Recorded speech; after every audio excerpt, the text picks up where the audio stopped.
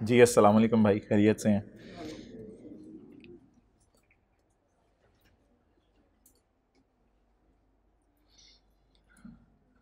अच्छा, आप हजरात में से किसी ने तारुफ कराना है अपना?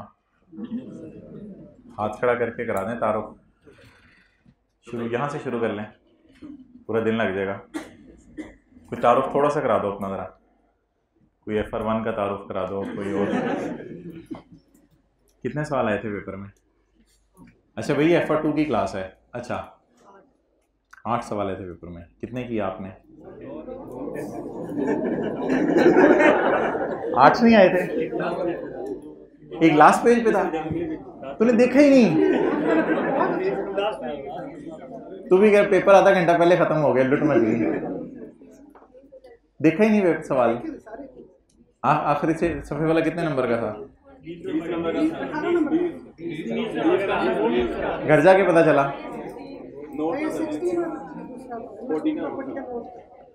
अच्छा, चलें जी, सारे ऐसे हजरात बैठे होने चाहिए जो FR1 का पेपर। अच्छा, आप ये चुन चुन मुन मुन बंद कर दें।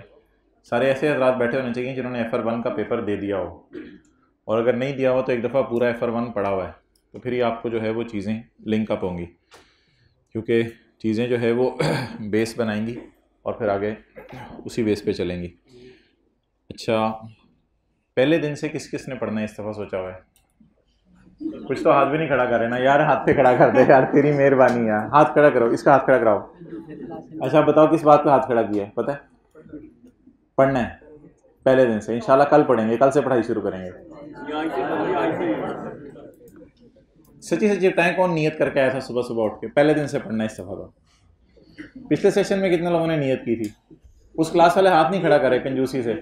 पिछले सेशन में कितने लोगों ने नियत की थी और कितने लोगों की कायम रही थी? 1 2 2.5 पौने 3।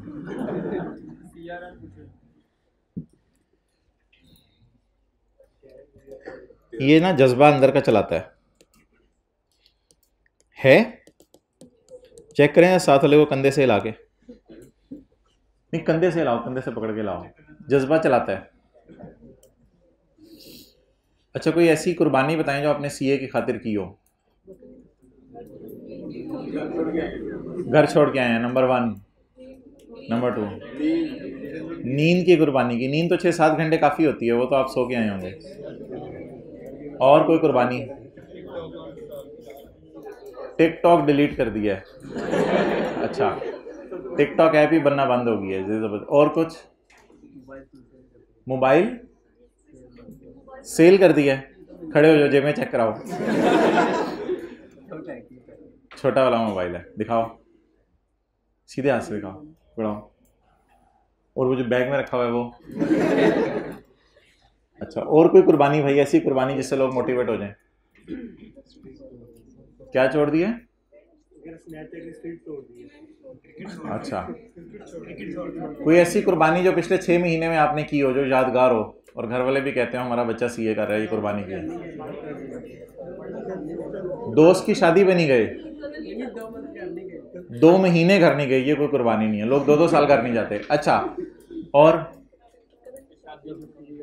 शादी शादी नहीं करवाई अपनी, ठीक है। अल्लाह आपको नेक दीजिए। अच्छा जी, और जी, क्या आपको कुर्बानी CA की खातिर ऐसी तारीखी कुर्बानी की हो जो किताब में रकम हो जाए? जी, उस क्लास में किसी ने कुर्बानी की हो?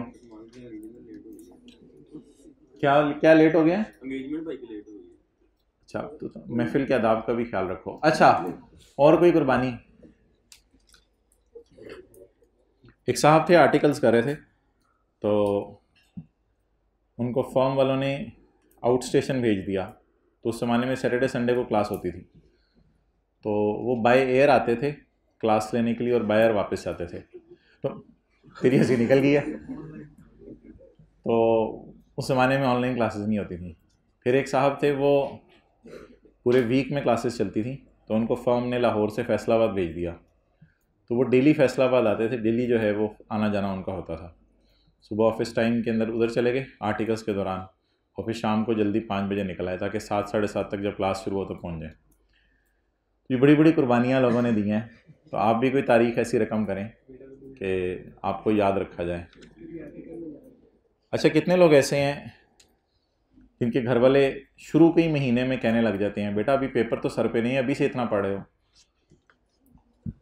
ये अगर हफ्ते 2 के अंदर आपके घर वाले कहने लग जाए ना, तो इसका मतलब है आप एक बहुत आला इंसान है और आपकी पढ़ाई उरूज पे जा रही है इस वक्त। तो कोशिश करना है हफ्ते 2 में इतना पढ़ें कि घर वाले कहने पे मजबूर हो जाएं, बेटा कल पेपर तो नहीं है। नहीं नहीं अम्मी, मैं लुट मचा दूंगा, मैं इस दफ़ा रिकॉर्ड कायम कर दूंगा। तो इस तरह आपको पढ़ना पड़ेगा। अब वो जो आपके अंदर का है ना, आपका क्या नाम है? अंदर का उस्मान जगाओ। आपके क्या नाम है? अंदर का इनाम जगाओ। आपको ऐसे इनामात मिले कि दुनिया देखे। अंदर का शाहजैन सोया हुआ है, जागा हुआ है? जागा हुआ है, पक्की बात। कल मैं सुन लूँ जो पढ़ाऊँगा। FR1 खड़े हो जो। इन्वेस्टमेंट प्रॉपर्टी में कितने मॉडल है? इतने ज़्यादा बच्चे रखे हुए हैं आपने जवाब देने के लिए। अच्छा, ये सिलेबस आउटलाइन और बाकी चीज़ें इंशाल्लाह डिस्कस होती रहेंगी। जो ऑनलाइन वाले हजरात हैं तो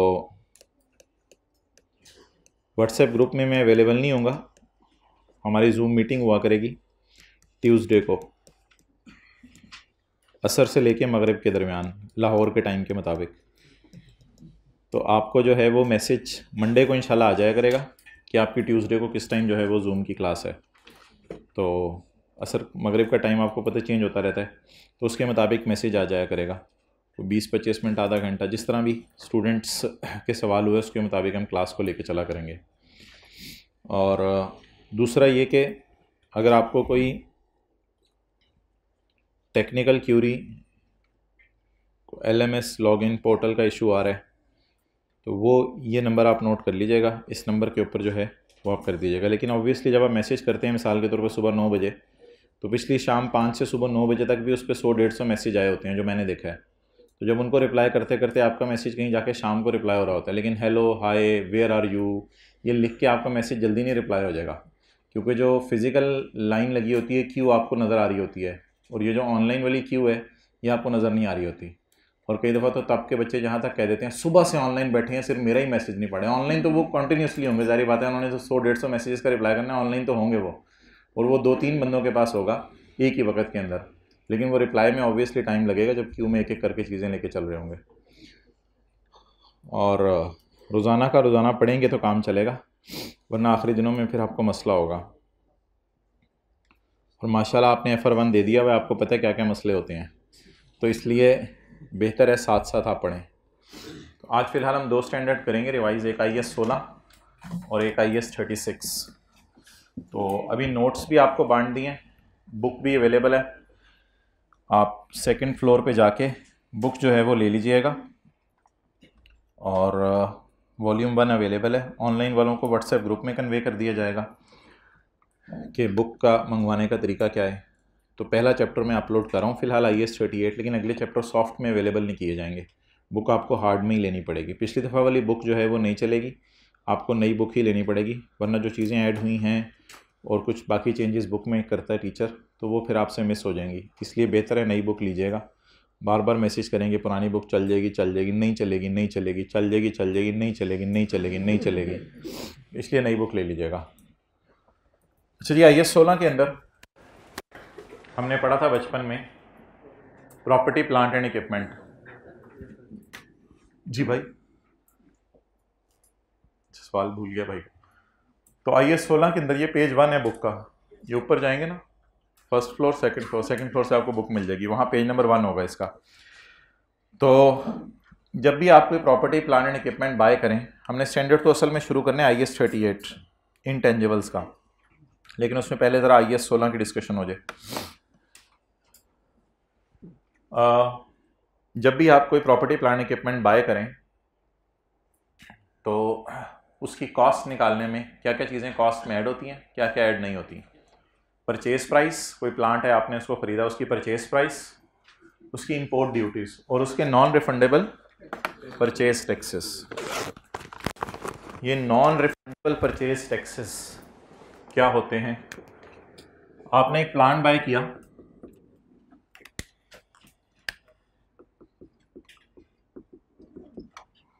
और उस प्लांट की जो है वो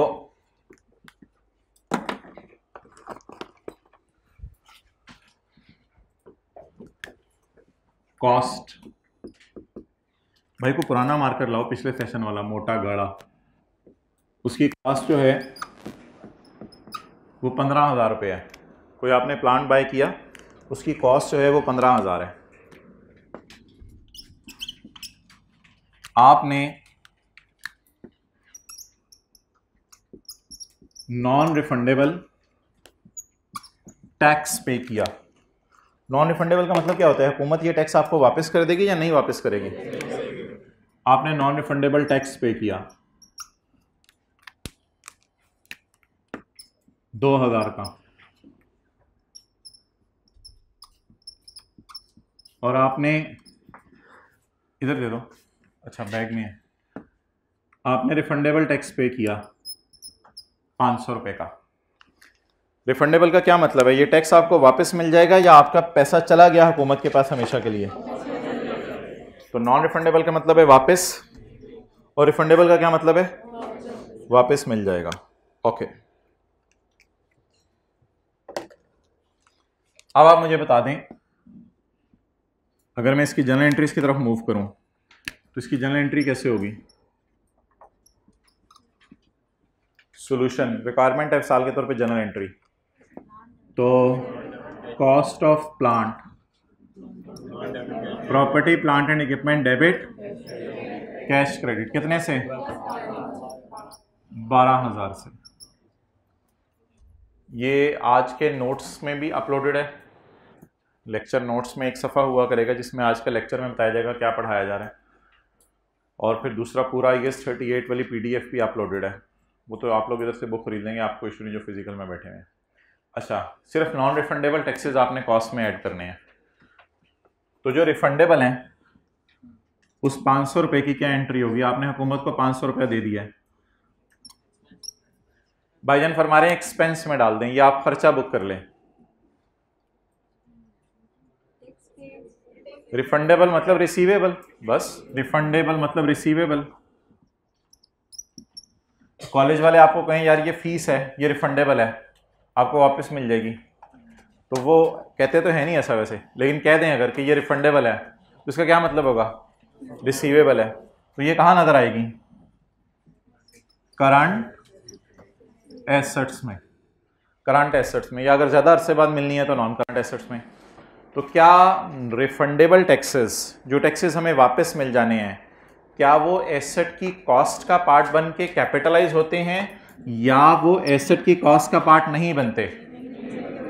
आप बताएं, for the purpose of depreciation what is the cost of asset? Depreciation charge करने के लिए कॉस्ट क्या एसेट की? 12,000। नोट कर लें।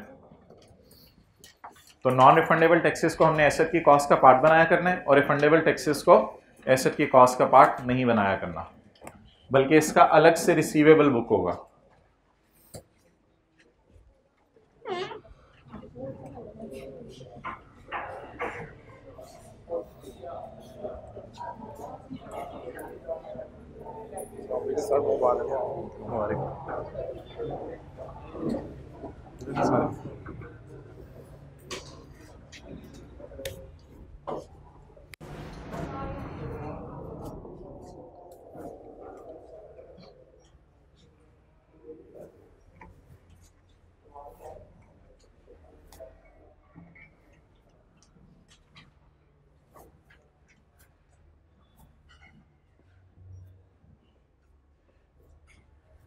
फॉन्ट साइज कभी छोटा हो ना तो आपने दूर से इशारा करना है ऐसे, जो जैसे नजर आ जाएगा। इशारा करके दिखाओ। नहीं नहीं, ऐसे नहीं, ऐसे करो इशारा कि फॉन्ट साइज बढ़ा दें। आप भी कर दो इशारा, आप ज़्यादा प्रोमिनेंट नजर आ रहे हो। ठीक है,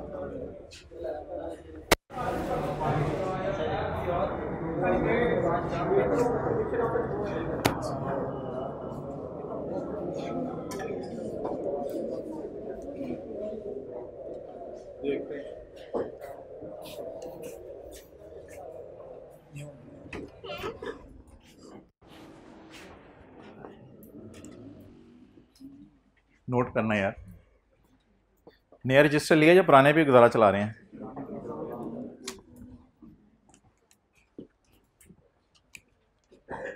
कल किताब ले आएंगे या 10-10 रुपए इकट्ठे करने पड़ेंगे?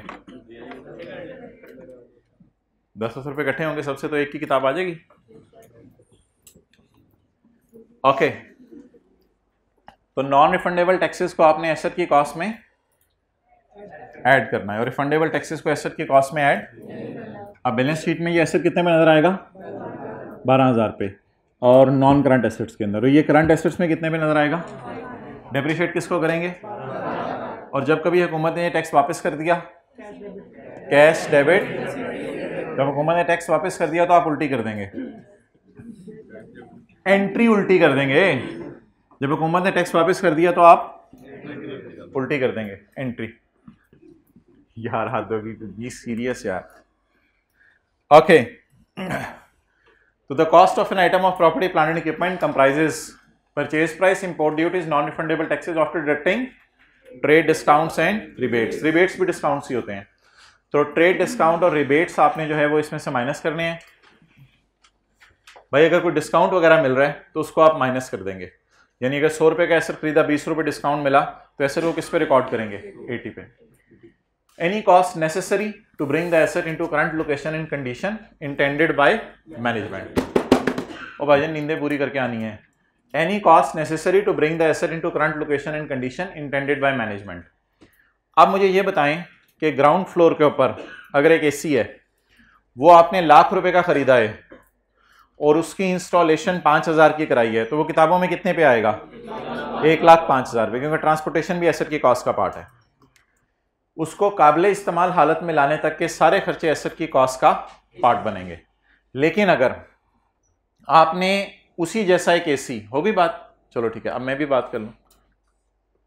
लेकिन अगर आपने उसी जैसा एसी सेकंड फ्लोर के ऊपर इंस्टॉल करना है और मजदूरों ने कहा कि 2,000 रुपये हमें दें, हम सेकंड फ्लोर तक लेके जाएं उस एसी को, तो अब 1,00,000 रुपए का एसी, 5,000 रुपये जो है वो उसमें आपने इंस्टॉलेशन के पैसे तो देने ही देने हैं, बाकी 2,000 रुपये ऊपर लेके जाना, वो भी एसेट की कॉस्ट में ऐड होंगे। तो ऐसा हो सकता है दो एसी ऑर्गेनाइजेशन में चल रहे हैं और दोनों की कॉस्ट डिफरेंट हो, इसलिए उसने लफ्ज क्या यूज किया है? Intended bye.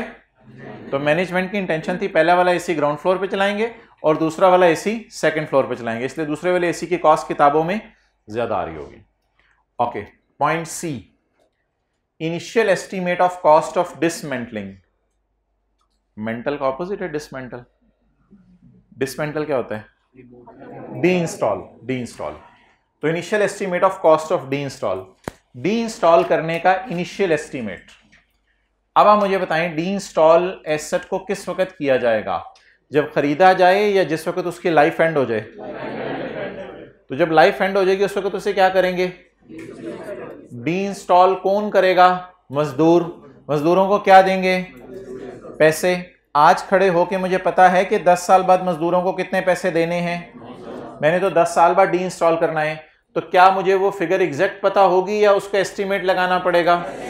एस्टीमेट कब लगाना पड़ेगा? इनिशियली, जैसे ही उसको बाय करेंगे अंदाजा लगाना पड़ेगा कि आपने 10 साल बाद मजदूरों को इतने पैसे देने हैं। उस इनिशियल एस्टीमेट को भी एसेट की कॉस्ट का पार्ट बनाएंगे। इसके 4-5 दिन लगते हैं सिर्फ इस लाइन को समझने में, और इसकी हम जर्नल एंट्रीज भी करते हैं। बल्कि हम मजदूरों को जो फ्यूचर में कॉस्ट देनी है उसकी प्रेजेंट वैल्यू निकाला करेंगे और प्रेजेंट वैल्यू निकाल के फिर जो है वो उसकी कैलकुलेशन परफॉर्म किया करेंगे। तो इसको समझने में 4-5 दिन लगेंगे। बहरहाल फिलहाल सिर्फ एक हिंट दे दिया आपको कि प्लांट को डी इंस्टॉल करने का खर्चा और बाद में साइट को रीस्टोर करने का मतलब क्या है? जाहिरी बात है, आपने कोई चीज उखाड़ी है किसी जगह से, या विंडो एसी आपने दीवार में से निकाला, तो दोबारा ईंटें भी वहां पे लगानी पड़ेंगी। तो इसलिए रीस्टोर करने का साइट का खर्चा और एसेट को उखाड़ने का खर्चा, वो सारा एसेट की कॉस्ट का पार्ट बनेगा। लेकिन ये एग्जैक्ट फिगर्स होंगी या अंदाजा होगा? अंदाजा होगा। अब वो पॉइंट बी को एक्सप्लेन करने लगा कि डायरेक्टली एट्रीब्यूटेबल कॉस्ट कौन सी हैं, यानी cost necessary to bring the asset. Directly attributable cost कौन कौन सी हैं? वो ये हैं, cost of employ benefits. Employee benefits होती हैं जी सैलरीज। लिख ले, कुछ नहीं होता, बॉल पॉइंट अप्रिशिएट नहीं कर जाएगी। बॉल पॉइंट अगर अच्छी हो 2-3 साल चल सकती है, अच्छी हो अगर चल सकती है। अच्छा, बास्केट जो है अच्छी हो तो 2-3 साल चल सकती है। घर में पड़ी हुई बास्केट, अम्मी के जहेज की उससे किसी के घर पड़ी हो तो चल सकती है। तो बास्केट भी प्रॉपर्टी प्लांट एंड इक्विपमेंट है, फिक्स्ड एसेट है। बिजनेस यूज के लिए नहीं, फर्ज कर लो बिजनेस यूज के लिए है, बिजनेस में पड़ी हुई है 10 साल से बास्केट, वो फिक्स्ड एसेट है, पीपी है। 100 रुपए की बास्केट, 100 साल उसकी लाइफ, 1-1 रुपया हर साल डेप्रिशिएट करेंगे, क्यों नहीं? क्योंकि वो चीज को प्रोडक्शन में नहीं, एडमिन पर्पज में यूज हो रही है। ये कौन बोला है? किसने हिम्मत किया ये बोलने की? सही बोला आपने, कौन बोला था? अब हाथ खड़ा करेगा। तो इमटेरियल है, ये क्या है? इमटेरियल है। जहाँ करोड़ रुपए का प्लांट है, 10 करोड़ रुपए की बिल्डिंग है आपके पास, लाखों रुपए के आपके पास जो है वो एसी हैं, तो वहाँ 100 रुपए की बास्केट अगर बैलेंस शीट में शो करें तो वो शर्मा के बेचारी डूब जाएगी। तो इसलिए 100 रुपए की बास्केट माना कि 10 साल फ़ायदा देती है, लेकिन उसके बावजूद भी इसको क्यों एसेट नहीं बनाते? इमटेरियल है। तो ये तो वैसी एक बात आ गई बीच में जो IS 16 की थी। तो मटीरियलिटी कॉन्सेप्ट भी है एक अकाउंटिंग में। Okay, cost of employ benefits arising directly from the construction और acquisition of an item of PP. इसकी मिसाल दें, कंस्ट्रक्शन ऑफ पीपी। हो सकता है आपने कॉलेज वालों ने अपने ही ऑफिस बॉयज़ को कहा कि शाम के बाद आपको हम एक काम दे रहे हैं, छत के ऊपर आपने कैंटीन बनानी है, सुना था बन रही है, तो छत के ऊपर आपने कैंटीन बनानी है, तो उसके लिए ईंट, बजरी, सीमेंट सारी चीज़ें लगेंगी। तो अब जो लेबर को पैसे दिए जाएंगे या अब जो ऑफिस बॉयज़ को पैसे दिए जाएंगे, क्या वो एक्सपेंस में जाएंगे या उस बिल्डिंग के कॉस्ट का पार्ट बनेंगे? तो अगर आप कोई फिक्स्ड एसेट कंस्ट्रक्ट करें या एक्वायर करने के बाद भी और कोई खर्चे ऊपर करने पड़े उसको सेटमेंट करने के लिए, तो वो चीज़ें भी एम्प्लॉय बेनिफिट्स एसेट की कॉस्ट का पार्ट बनेंगे। तो जो ऑर्गेनाइजेशंस बना बनाया एसेट नहीं खरीदते बल्कि खुद बनाते हैं, तो फिर वो जो एम्प्लॉयज़ को अपने पैसे देते हैं वो भी एसेट की कॉस्ट का पार्ट बनेंगे। कॉस्ट ऑफ साइट प्रिपरेशन का क्या मतलब है? आप बिल्डिंग बना रहे हैं तो उसके लिए आपको ज़मीन खोदनी पड़ी, जिसे बुनियादें खोदना कहते हैं, तो ये भी एसेट की कॉस्ट का पार्ट होगा। आपने एसी मंगवाया, initial delivery and handling charges, यानी जो डिलीवरी आपने जो है वो खोते रेडी वाले को पैसे देंगे या वैगन वाले को पैसे देंगे? खोते रेडी वाले से मंगवाया हमने, सस्ता आ रहा था, हमारी मर्जी। तो खोते रेडी वाले को जो आपने पैसे दिए हैं, डंकी रेडी, परेशान क्यों हो रहे हो, डंकी रेडी वाले को जो पैसे दिए हैं वो भी एसेट की कॉस्ट का पार्ट बनेंगे। इंस्टॉलेशन एंड असेंबली कॉस्ट एक ही मतलब है, एसी आया उसको इंस्टॉल करना पड़ेगा, ठीक है, उसकी इंस्टॉलेशन के लिए कोई बंदा पैसे लेगा, वो भी एसेट की कॉस्ट का पार्ट बनेगा। Cost of testing whether the asset is functioning properly after deducting the net proceeds from selling any such as samples produced when testing the equipment. तो आपने कोई इक्विपमेंट बाय किया, इक्विपमेंट 30,000 का,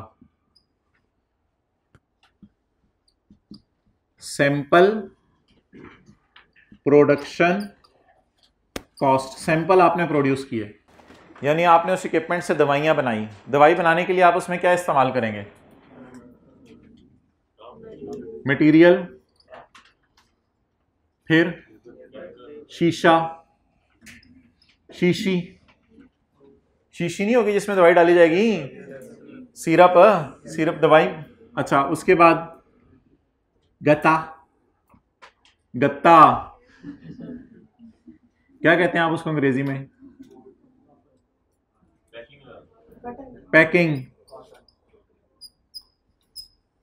तो कोई ना कोई खर्चे होंगे, मटेरियल के, शीशी के, पैकिंग के, उसके ढक्कन के, ये सारी चीज़ों के खर्चे होंगे, ठीक है। उसके बाद दवाई बनेगी। तो आपने सैंपल बेस पर कुछ दवाइयां बनाई। आमतौर पे सैंपल बेस पे दवाइयां जो है वो मुफ्त के अंदर जो है वो लोगों के अंदर बांटी जाती हैं ताकि देखें कि ये दवाई देने के बाद बंदा बचता है या नहीं। अच्छा, लेकिन ऐसा भी तो हो सकता है कि आप सैंपल जो है वो सस्ते दामों में बेच दें, आप उसको बिल्कुल मुफ्त ना बांटें, आप उसको बेचें। तो लफ्ज क्या लिखा हुआ है उसने? Proceeds from selling. तो proceeds from selling sample, sample बेच के आपको पैसे आए। फर्ज करें आपने 6,000 में चीज बना के 2,000 में बेच दी, अब आप कहेंगे सस्ती क्यों बेच रहे हैं? इसलिए मैं सस्ती बेच रहा हूं कि अभी तो ये सैंपल है। सैंपल क्या क्या मतलब है? अभी ये इस काबिल नहीं है कि लोगों में इसको बेचा जाए, अभी इसको तजर्बे के तौर पे दिया गया है।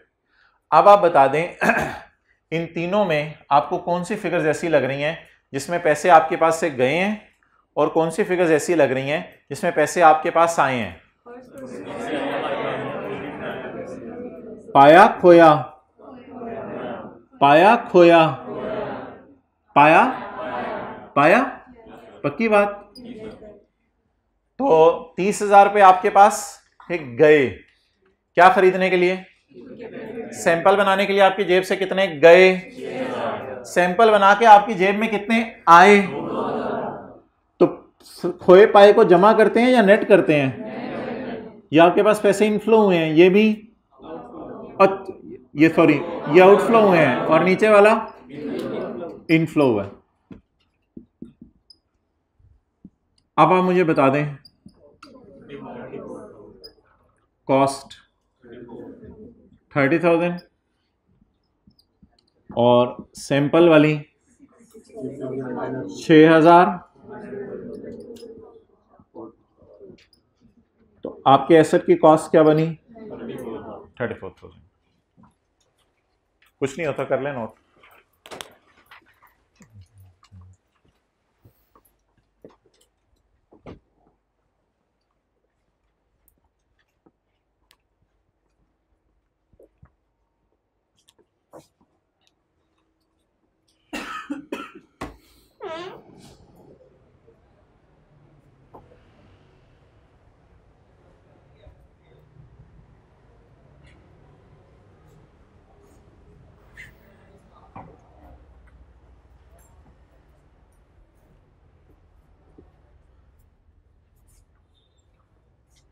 रजिस्टर खरीदो नया,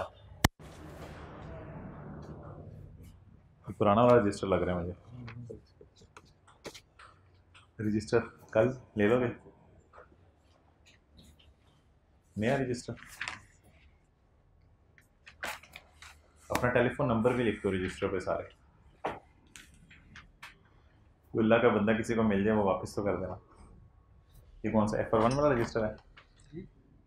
FR1 वाला लग रहा है।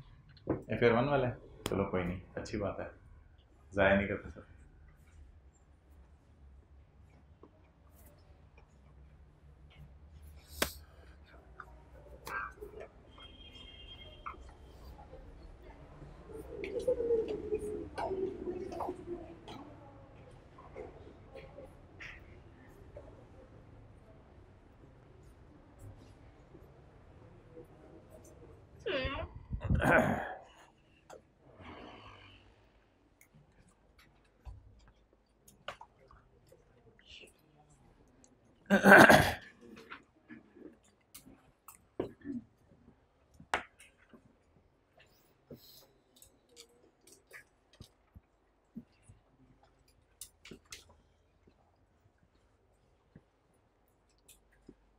अच्छा जी, वापस आ जाए भाईजान जिथे।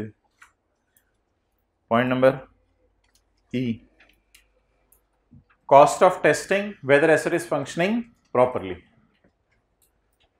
ये हो गई cost of testing whether asset is functioning properly, ये हो गई cost of testing. After deducting proceeds from selling any items, after deducting proceeds from selling the item. Clear? ये क्या लिखा हुआ है? After deducting the net proceeds from selling any items produced. नहीं 6,000 और 2,000 का मतलब नेट नहीं है। ये मैं नेट आपको मिटा के पढ़ता हूं, नेट को मिटा दें जी, सही कहा आपने, नेट को मिटा दें, उसके अलावा भी पढ़ें, वही मतलब दे रहे हैं। Cost of testing after deducting proceed from selling any item, cost of testing after deducting proceeds from selling any item. तो फिर नेट का मतलब क्या है? नेट का मतलब ऐसे हो सकता है ना, मिसाल के तौर पे आपने 2,000 रुपये के सैंपल बेचे हैं तो बेच के आपको पैसे आए, लेकिन जहां आप बेचने गए वहां तक जाने के लिए रिक्शे वाले ने आपसे 100 रुपया ले लिया, या आपने जिस बंदे को कहा कि बेचो उसने कोई 100-200 रुपया ले लिया, तो क्या ये पैसे 2000 आपको पूरे आ सकते हैं? ये 2000 में से भी पैसों में कोई कमी आ सकती है। तो जब आप कोई चीज 2000 की बेचने जाएंगे तो बेचने के लिए भी कोई ना कोई आपका खर्चा होगा, तो ये भी पॉसिबिलिटी है। तो ये प्रोसीड्स ग्रॉस हैं, फिलहाल ये ग्रॉस हैं, ग्रॉस प्रोसीड्स हैं, नेट नहीं है। लेकिन ऐसा भी हो सकता है, एक और लाइन डाल दे पेपर में कि cost incurred for receiving the proceed, तो वो फिर पैसे आपकी जेब से जा रहे होंगे, क्योंकि आप खर्चा करेंगे रिक्शे का तभी जाके कहीं जाके 2000 की चीज बेचेंगे ना। तो अगर कहते हैं वो है तो उसको भी इससे क्या कर दो, नेट कर दो। अब अगर 2000 रुपए की आपने चीज बेची है और 100 रुपए आपका खर्चा हुआ है, तो इधर आप कितने बचेंगे? 1900, और 6000 माइनस 1900 लेके आप चलेंगे।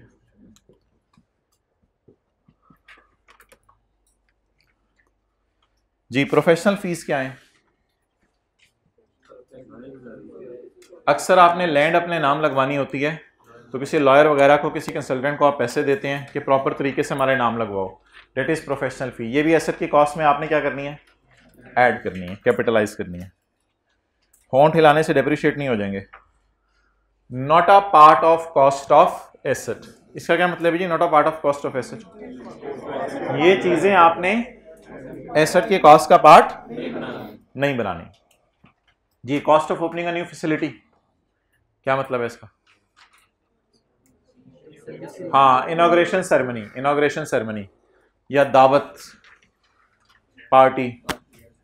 तो आपने कोई नया ऑफिस खोला, नई ब्रांच खोली, तो आपने गुब्बारे नहीं पकाने, गुब्बारे आपने उड़ा दिए, या आपने लोगों को खाना खिला दिया, या आपने देगें चढ़ा दी और लोगों को खाने खिला रहे हैं, ये एसेट की कॉस्ट का पार्ट नहीं होगा। Cost of opening a new facility. Next, इसका मतलब बताएं। Cost of introducing a new product और सर्विस। एडवर्टाइजमेंट, एडवर्टाइजमेंट भी एसेट की कॉस्ट का पार्ट नहीं होगा, क्योंकि एडवर्टाइजमेंट करके आपका कस्टमर पर कंट्रोल नहीं आता। एडवर्टाइजमेंट करके कस्टमर पर कंट्रोल नहीं आता। अगर आपने जो है वो आई कैप के बाहर जब बच्चे पेपर दे के निकल रहे थे, तो ठोकर न्याज बेग के ऊपर आपने 100 फुट बाय 100 फुट की भी एडवर्टाइजमेंट लगा दी और उधर टीवी लगा के इश्तेहार भी चला दिए, तो क्या कस्टमर आपके पास आएगा? इसकी कोई एश्योरेंस नहीं है। इसलिए ये एसेट के कॉस्ट का part. Cost of conducting, cost of introducing a new product और अ न्यू प्रोडक्ट इंट्रोड्यूस करने के लिए जो कॉस्ट होती है उसे कहते क्या है? एडवर्टाइजमेंट। तो जितनी एडवर्टाइजमेंट लगी होती हैं बिल बोर्ड्स के ऊपर या पंफलेट बांटे जा रहे होते हैं, इन चीज़ों का एसेट की कॉस्ट का पार्ट बनाते हैं या एक्सपेंस में डालते हैं? इसका मतलब बताएं। Cost of conducting business in a new location of the new class of customer.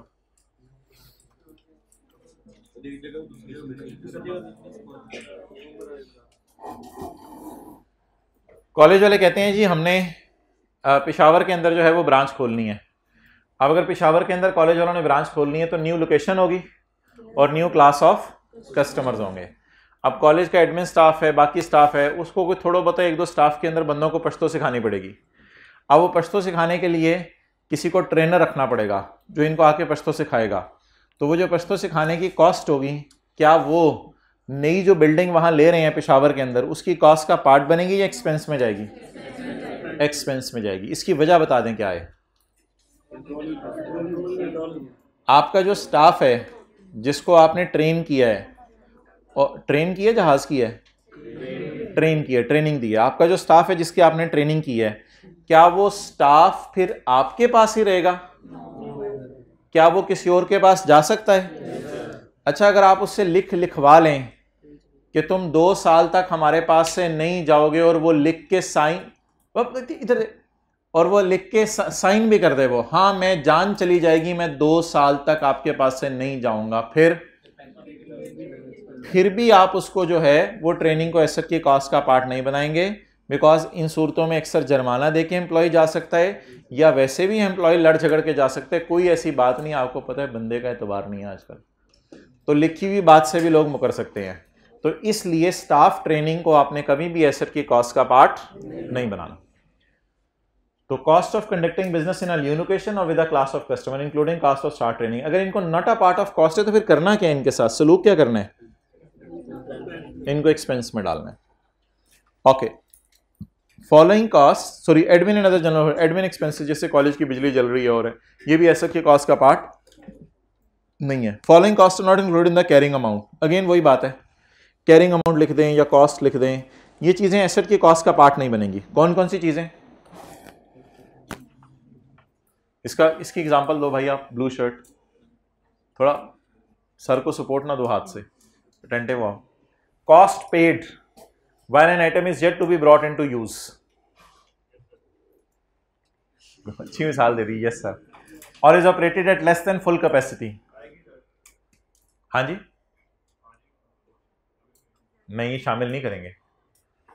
Not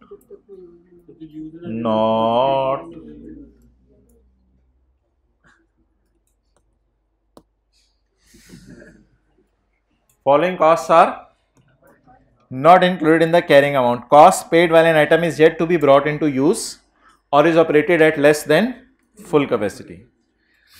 अच्छा जी, आपने कोई जनरेटर खरीद लिया है अपने बिजनेस के लिए और जनरेटर अभी आपने इंस्टॉल नहीं किया क्योंकि आपका पुराना जनरेटर जो है वो सही चल रहा है, लेकिन आपने बैकअप पे जनरेटर खरीद लिया है। वो जनरेटर आपने हमसायों के पास रखवा दिया, हमसायों ने कहा ऐसे नहीं, आप हमारे जो है वो कमरा यूज़ कर रहे हैं तो आप ऐसा करें, इसका रेंट पे करें। तो हमसायों के पास आपने रखवाया हुआ जगह ना होने की वजह से और आप उसका रेंट पे कर रहे हैं। किसका, जनरेटर का, कमरे का? कमरे का। जनरेटर तो आपका अपना है, जनरेटर का रेंट क्यों पे करना है, आप कमरे का रेंट पे कर रहे हैं।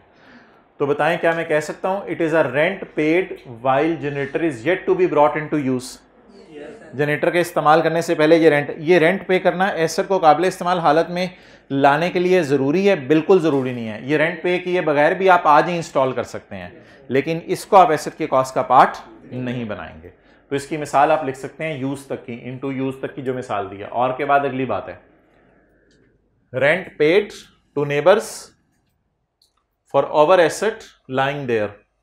Rent paid to neighbours for over asset lying there.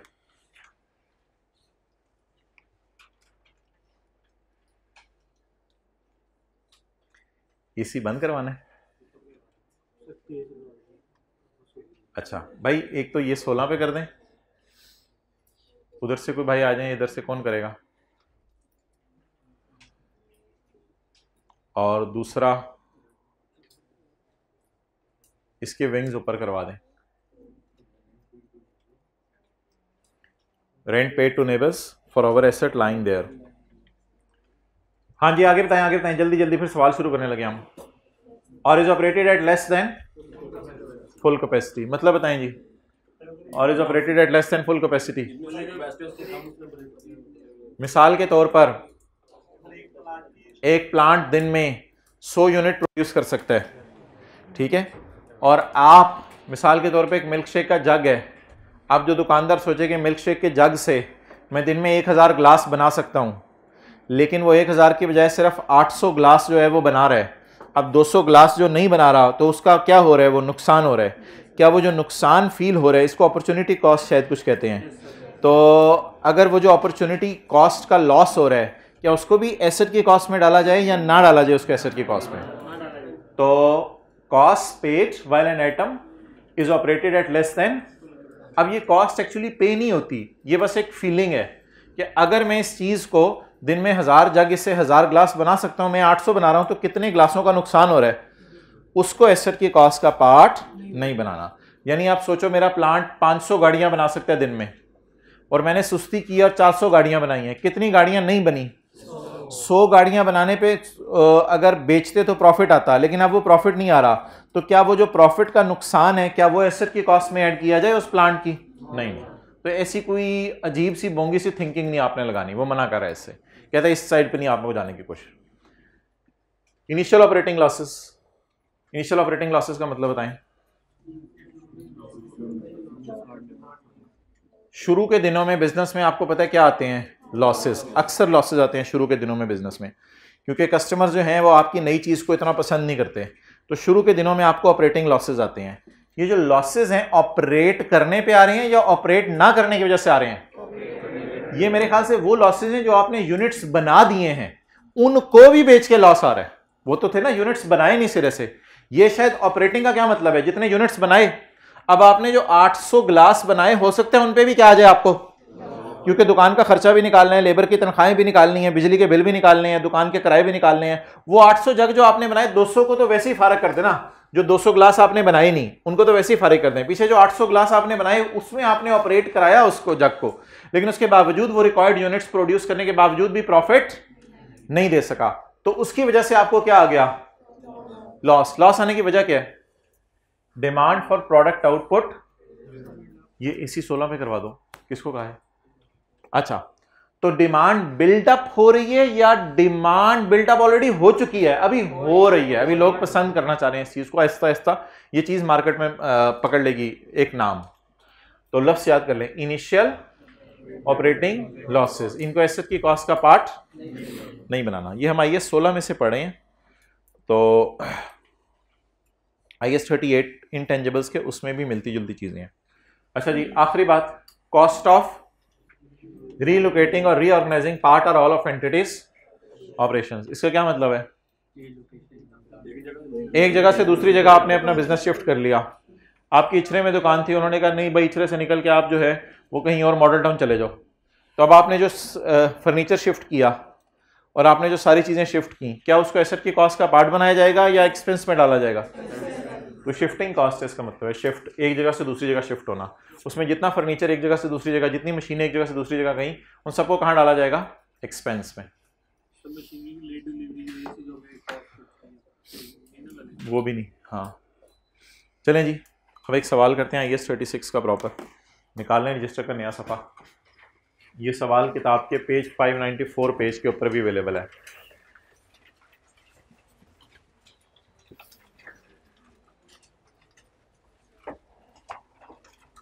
Online में 2 नोट्स अपलोड हुए हैं, 3 बल्कि।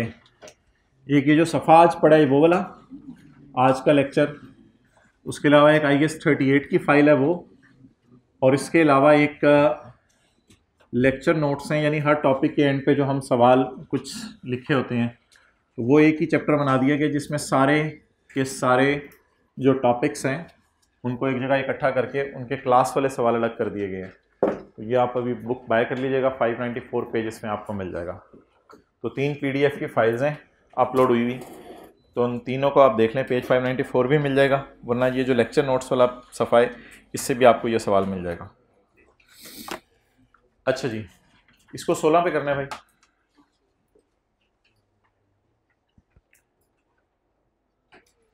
जी, IAS 16 में क्या चार्ज होती है? डेप्रीसिएशन। और IAS 36 में इम्पेयरमेंट लॉस। अब आप मुझे बता दें इस वाले को, डेप्रीसिएशन और इम्पेयरमेंट लॉस में क्या फ़र्क है?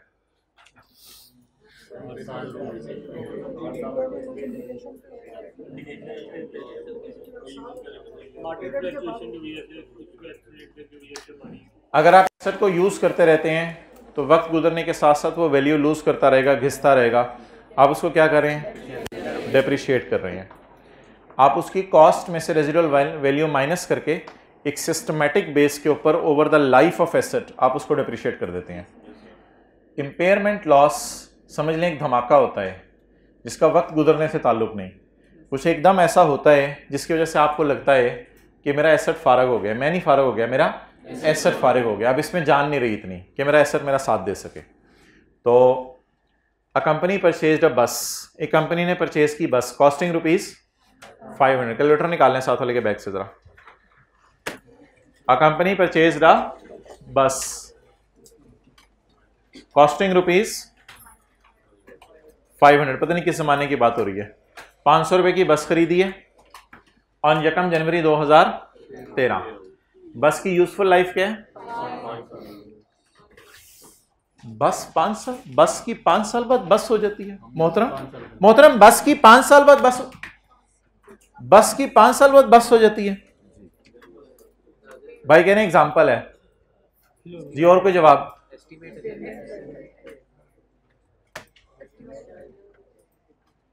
कोई लफ्ज नहीं बोल रहा है, कोई लफ्ज आप बोलना चाह रहे हैं वो नहीं बोल रहे। नहीं एस्टीमेट, चलो ठीक है, एस्टीमेट भी ठीक है लफ्ज़। और कोई लफ्ज़? अच्छा भाई, एक होती है इकोनॉमिक लाइफ, एक होती है यूजफुल लाइफ। हाँ, ये मैं सुनना चाह रहा था। अब इकोनॉमिक लाइफ क्या है? हो सकता है बस की इकोनॉमिक लाइफ हो 50 साल 60 साल, क्योंकि बसों की आपको पता है इतनी जल्दी बस नहीं होती, तो बस की इकोनॉमिक लाइफ 50-60 साल हो। और यूजफुल लाइफ क्या है? जितना अरसा आप इसे यूज़ करना चाहते हैं। मिसाल के तौर पे आपके पास मोबाइल है, तो कुछ 6 महीने बाद ही थरथल्ली मच जाती है, यार नहीं यार बस यार वो बहुत हो गई यार। कुछ साल चला लेते हैं, कुछ 1.5 साल, कुछ 2 साल, लेकिन मोबाइल वैसे चलने पे आए 10-10 साल भी चल जाए कोई मसला नहीं, उसने तो कुछ नहीं कहना आपको, वो आप ही को थोड़ी थोड़ी देर बाद कुछ हो रही होती है। तो मोबाइल की हो सकता है इकोनॉमिक लाइफ 10-15 साल हो, मोबाइल 15 साल 20 साल भी आपके साथ रहे। हो सकता है आप जो है वो अपनी औलाद को मरते हुए देके जाएंगे 10 साल और चला लेना, तो इकोनॉमिक लाइफ हो सकता है उसकी ज़्यादा हो। लेकिन यूजफुल लाइफ क्या होती है? 5 साल, हाथ दो भी। यूजफुल लाइफ होती है आपकी इंटेंशन, आपकी कि मैं कितने अरसा इसको साथ रखना चाहता हूँ। तो ये ऑर्गेनाइजेशन बस को कितने अरसा अपने साथ रखना चाहती है? 5 साल। बस तो माशाल्लाह कई साल आपके साथ रहने को तैयार है, लेकिन आप इन्हें 5 साल बाद इसको फारग कर देना है। पता नहीं क्या। अच्छा, following further information is available on 31 December 15, कितने साल बाद? 3 साल। नींदें पूरी करके आए हैं, पर 1 भी पढ़ लिया है, इंट्रो भी सुने पढ़ लिया है। पूरा 13, पूरा 14, पूरा 15, कितने साल बने? 3 साल। आज जाके भाई को बताइएगा, अब्बू को बताइएगा, अम्मी को, कि मुझे इसके दरमियान 2 साल दिखने में लग रहे हैं। आप देखें मेरे में मसला है या मेरे में मसला है। पूरा 13, पूरा 14, पूरा 15। जब 3 साल क्या इस्तेमाल हो चुकी थी? बस। तो जब 3 साल बस इस्तेमाल हो चुकी थी तो मार्केट में एक और बस आ गई। मिसाल के तौर पे आपकी डेवो बस है, तो यू टांग, तुम्हारी टांग आ गई बीच में, तो यू टॉन्ग के नाम से एक बस आ गई, competitor. So we decided to check our bus. So हमने देखा कि हमारी बस के क्या हालात हैं। साया देखा करो। So we decided to check our bus for impairment test. हमने सोचा कि हम अपनी बस को किससे गुजार के देखें? इम्पेयरमेंट टेस्ट से गुजार के देखें। अच्छा जी, पहले मुझे ये बता दें, अगर मैं 31 दिसंबर 15 को खड़ा हूं तो क्या इस बस की कोई बीवी होगी? सोच के बताएं जल्दी से। इस बस की बीवी होगी या इस बस की सीए होगी? इस बस की बीवी भी होगी, और इस बस की बीवी stands for book value, CA stands for carrying amount. इसकी एन बीवी भी होगी, नेट बुक वैल्यू भी होगी। ओके, आप क्या पसंद करेंगे, बीवी या सीए? अच्छा चलें, पहले इस बस की बीवी कैलकुलेट करते हैं। जो बीवी होगी वही सीए भी होगी, यानी बुक वैल्यू भी वही होगी और कैरिंग अमाउंट। किस दिन खड़े हैं हम? 31 दिसंबर 15 को। और किस टेस्ट से गुजारने लगे हैं? इंपेयरमेंट टेस्ट से गुजारने लगे हैं। बूथा शरीफ ऊपर रखेंगे या चेहरा शरीफ? Whatever may be. Working number 1, impairment test.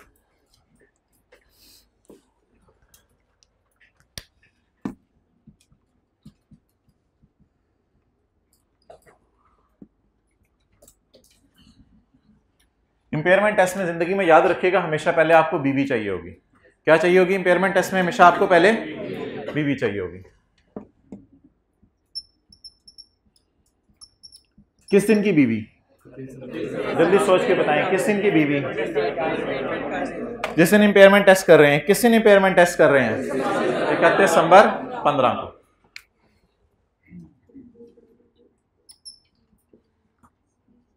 दिसंबर 15। बीवी क्या होती है? Cost minus accumulated depreciation. अब जो कुछ लोग कुछ और समझ रहे थे वो वापस आ जाए। Cost minus accumulated depreciation. तो ड्राइंग रूम में बैठे हैं, कॉस्ट माइनस अकमुलेशन जी। कॉस्ट पकड़े 500। ऑनलाइन वाले हजरात प्रिंटर ले लें, मोबाइल से बहुत ही सस्ता आता है प्रिंटर। मोबाइल से तकरीबन आधी कॉस्ट में आ जाता है प्रिंटर। और प्रिंटर नहीं ले सकते तो जाके फिर महंगी महंगी फ़ोटोकॉपी एक दफ़ा बाहर से करवाएं, अगर किताब इन्होंने अभी तक नहीं ली। अच्छा जी, कॉस्ट बताएं। 500। ख़रीदा कब था? 13, 14, 15। कितने साल डेप्रिशिएट हो गया? 3 साल। अच्छा जी, अब आप मुझे बताएं कि 1 साल की डेप्रिसिएशन कैसे निकलेगी? Divided by 5। 1 साल की डेप्रिसिएशन 100, इसको मल्टीप्लाई किससे कर देंगे? 3 से। सर रेसिड्यू मिलेगी देखिए वो eight the end of the batch 425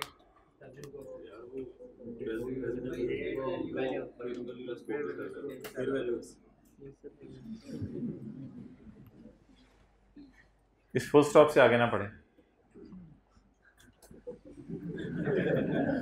अच्छा, 500 डिवाइड बाय 5 100, ये कितने साल की डेप्रिसिएशन आ गई?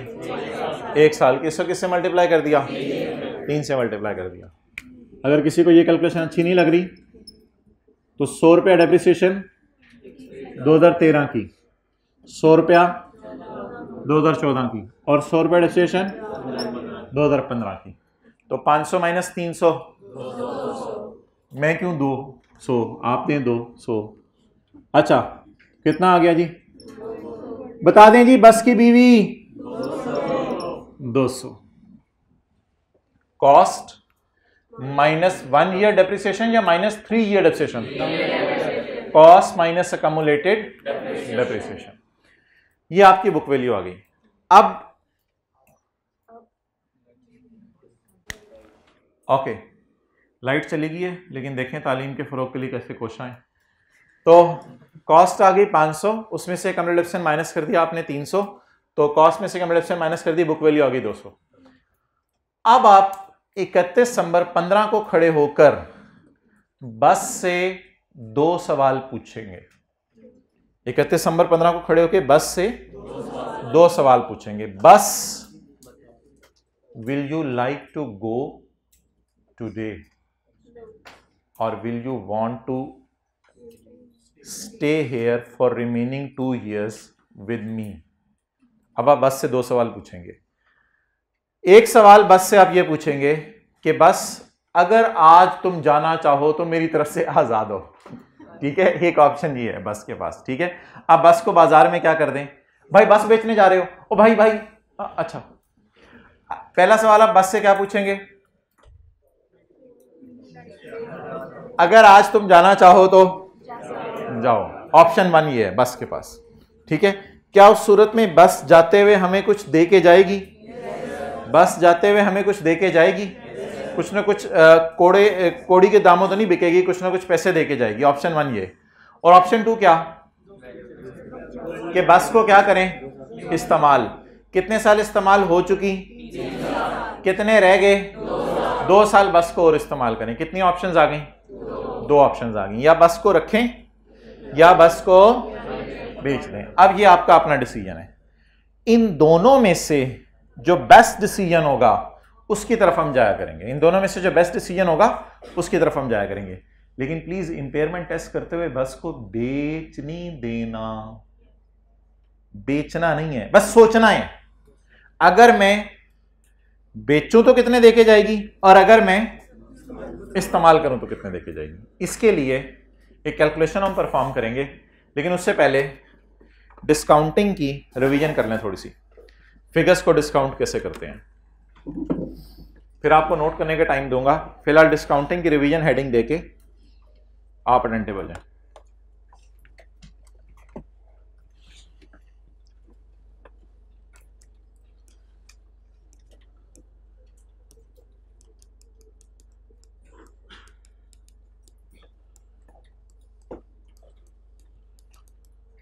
I will receive rupees 500 each in arrears for 4 years.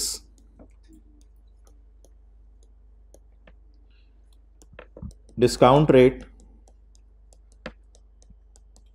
is 10%.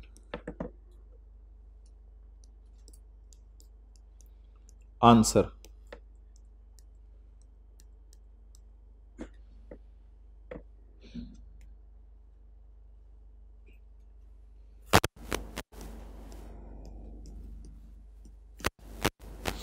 इधर भी मुझे 500 मिलेगा, इधर भी मुझे 500 मिलेगा, इधर भी मुझे 500 मिलेगा, इधर भी। एरियर का क्या मतलब है? साल के एंड पे या साल के शुरू में? साल के एंड पे। साल के एंड पे हर साल मुझे कितने पैसे मिलेंगे? 500 मिलेंगे। फ़र्ज़ करें ये 2010 का साल है, ये 2011, ये 2012 और ये 2013। ये मैंने सवाल का पार्ट नहीं बनाया, सोल्यूशन में साल डाल दिए हैं। आप मुझे बता दें ये कितने मुझे पैसे मिलने हैं 4 सालों में, 500 या 2000? टोटल पैसे मुझे 4 सालों में कितने मिलने हैं? 2000। ये 2000 अगर मैं आज ले लूं तो क्या मुझे 2000 मिलने चाहिए या 2000 से ज़्यादा मिलने चाहिए या 2000 से कम मिलने चाहिए? आमतौर पे महंगाई होती है, आपको पता है, तो इसलिए अगर आज मैं पैसे लूं तो आज जो है वो मुझे इतने पैसे नहीं मिलने चाहिए। इसको आप कहते हैं प्रेजेंट वैल्यू। क्या कहते हैं? Present value. ऑन 1 जनवरी 10 इस दिन खड़े होके मैं आवाज मारूंगा। क्या आवाज मारूंगा? ओ इधर देखें, 500, इधर आओ, 500, इधर आओ, 500, 500, आखिरी वाला 500। इन चारों को मैं बुलाऊंगा और ये सारे लाइन हाजिर हो जाएंगे, इधर भागे भागे तशरीफ ले आएंगे। इसको क्या कहते हैं? प्रेजेंट वैल्यू निकालना। अगर डेटे में कुछ बातें पाई जाएं तो ऐसी सूरत में हम एनओटी का फॉर्मूला लगा सकते हैं। एनओटी का फॉर्मूला ये कहता है कि हर बड़ी इंपॉर्टेंट बातें हो रही हैं। एनओटी का फॉर्मूला ये कहता है कि सारी फिगर्स को इकट्ठे बुला लो एक ही फॉर्मूला लगा के। वो क्या तरीका है? वो ये तरीका है कि इसमें शर्त है कि चारों अमाउंट्स बराबर होनी चाहिए। देखें चारों अमाउंट्स बराबर हैं, 500, 500, 500, 500। दूसरी बात बताएं, इन दोनों में जो इंटरवल है क्या वो एक एक साल का बीच में इंटरवल है? तो अमाउंट्स भी क्या हैं? सेम, और इंटरवल भी सेम आ रहा है। तो अब हम इनको क्या कर लें? डिस्काउंट कर लें। इनको डिस्काउंट कर लें। डिस्काउंट करने का क्या फॉर्मूला बनेगा? हम 500 को लिखेंगे 1 minus 1 plus I, where I is interest rate, raise to power minus divided by I. N is the number of times 500 is appearing.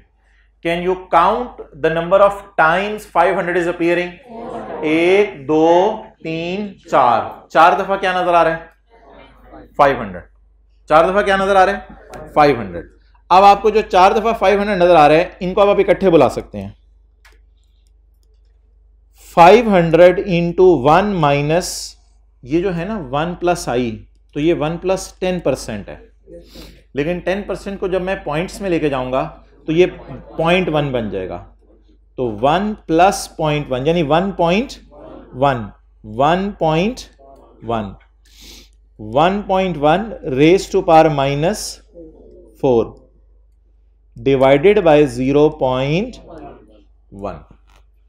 जी जी जी, एक मिनट जी। प्रेजेंट वैल्यू बताएं आज। 1585। तो आपको पता है वक्त गुजरने के साथ इन्फ्लेशन बढ़ती जाती है।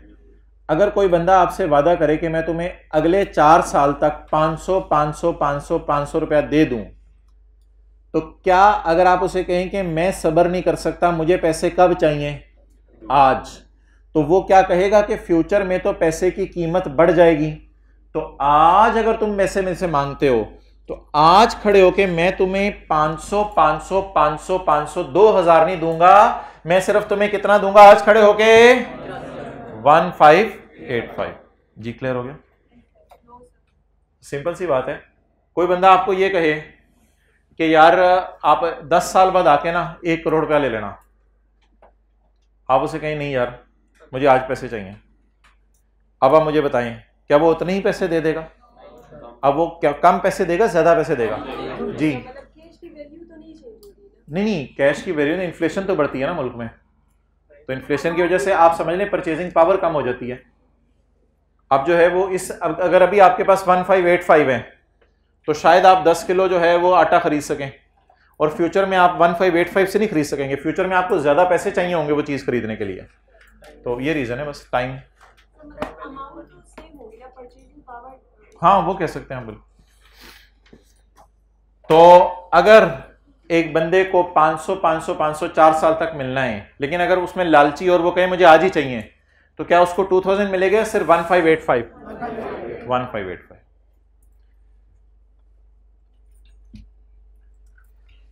अच्छा, एक डंकी वर्क भी है,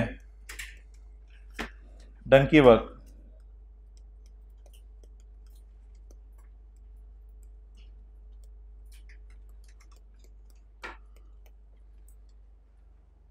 डंकी वर्क क्या होता है? मिसाल के तौर पे कोई आपको कहे भाई सीए के अंदर जो है वो 10 सब्जेक्ट हैं और हर एक की फीस 20,000 है। अब आप बता दें 10 सब्जेक्ट हैं, हर एक की फीस 20,000 है, तो टोटल फीस कितनी पे करनी पड़ेगी? 2 लाख रुपया। कैसे आपने बताई?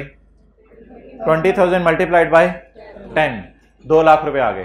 200,000 आपको पे करने पड़ेंगे। अच्छा, लेकिन अगर आप डंकी वर्क करना चाहें तो आप शुरू हो जाएं 20,000 प्लस 20,000 40,000, 40,000 प्लस 20,000 60,000, 60,000, फिर 10 दफा आप 20 को कैलकुलेटर पे लिखें, 20,000 जमा 20,000 जमा 20,000, ये तो डंकी वर्क हो गया। इस सारे डेटे को अब मैं डंकी वर्क से गुजारने लगा हूं, और गधों वाला काम भी हमने सीखना है।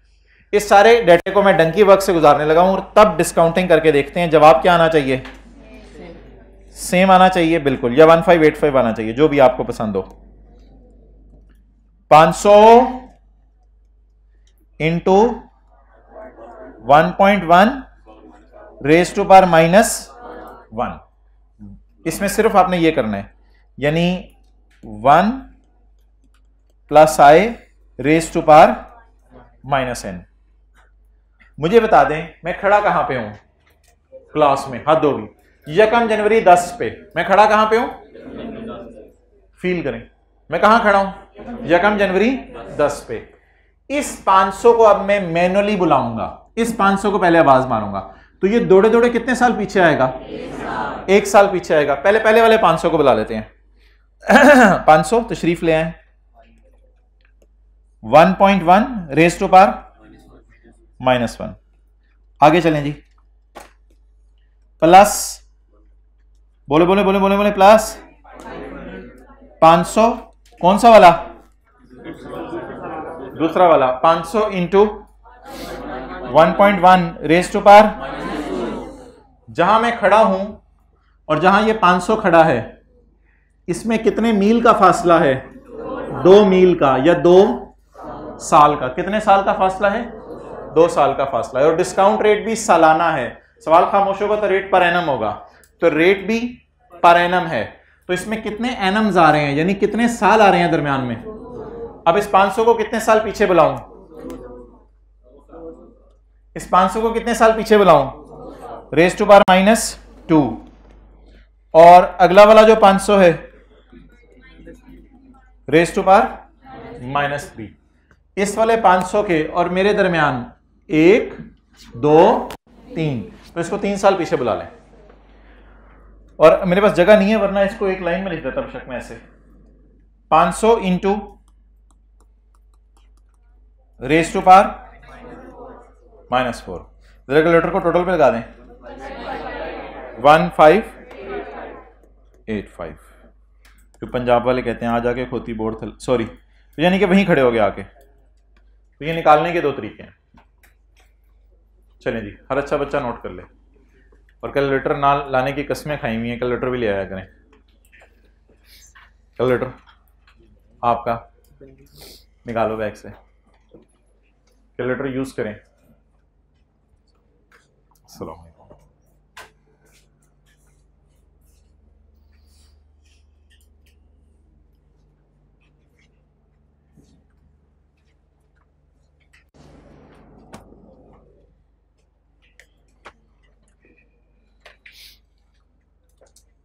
ऊपर लिख लो डंकी वर्क। घर में किसने देखना रजिस्टर?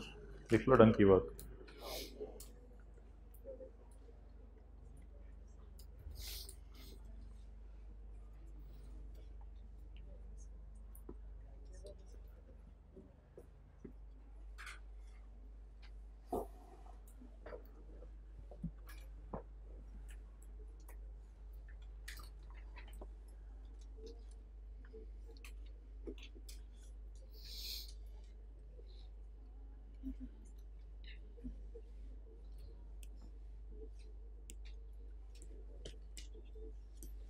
इधर कौन सा फॉर्मूला लगाया है और इधर सिंपल डिस्काउंट। ये फॉर्मूला क्या था? आपकी फिगर आएगी 500 रुपये multiplied by 1 minus raise to power minus divided by i या आई। और इधर कौन सा फॉर्मूला लगाया था? फिगर्स को पकड़ा है, बार बार कौन सा फॉर्मूला लगाया है? 1 plus I raise to power minus है। लेकिन ये फॉर्मूला बार बार लगाना पड़ा है, बार बार लगाना पड़ा है।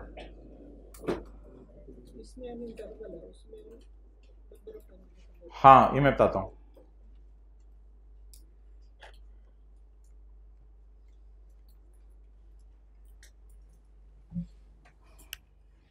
अच्छा जी, इस फॉर्मूले में n क्या है?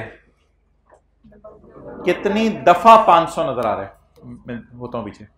कितनी दफा 500 नजर आ रहा है? कितनी दफा 500 नजर आ रहा है? तो इसमें n है कितनी दफा 500 नजर आ रहा है, number of times 500 is appearing. और इसमें n क्या है? कितना अरसा है, कितने वक्फे के बाद जो है वो नजर आ रहा है। इधर कितने सालों बाद नजर आ रहे हैं?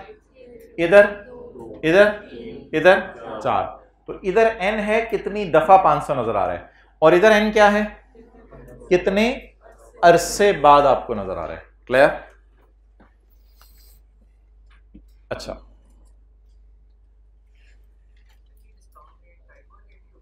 डिस्काउंट नहीं, वो काफ़ी फैक्टर्स हैं, वो हर टॉपिक से टॉपिक हम अलग डिस्कशन करेंगे उसकी, कि डिस्काउंट रेट कैसे निकलता है।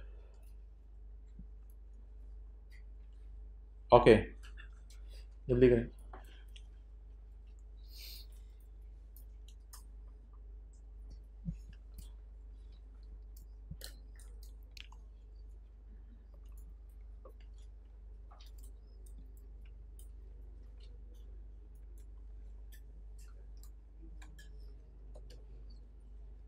भाई ये फॉर्मूला कब लगना है एनओटी वाला? जब अमाउंट सेम हो, इंटरवल सेम हो और अमाउंट 6 से ज्यादा हो। अमाउंट 6 से ज्यादा हो तभी ये फॉर्मूला लगेगा। अगर एक अमाउंट है तो फिर ये फॉर्मूला लगाने की जरूरत नहीं है। अच्छा जी,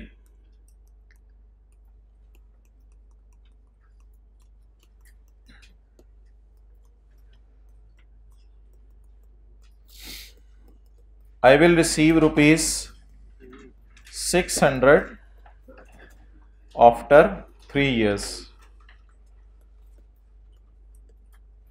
600 रिसीव करूंगा आफ्टर 3 years।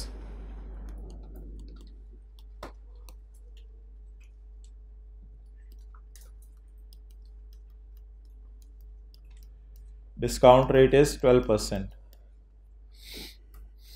जी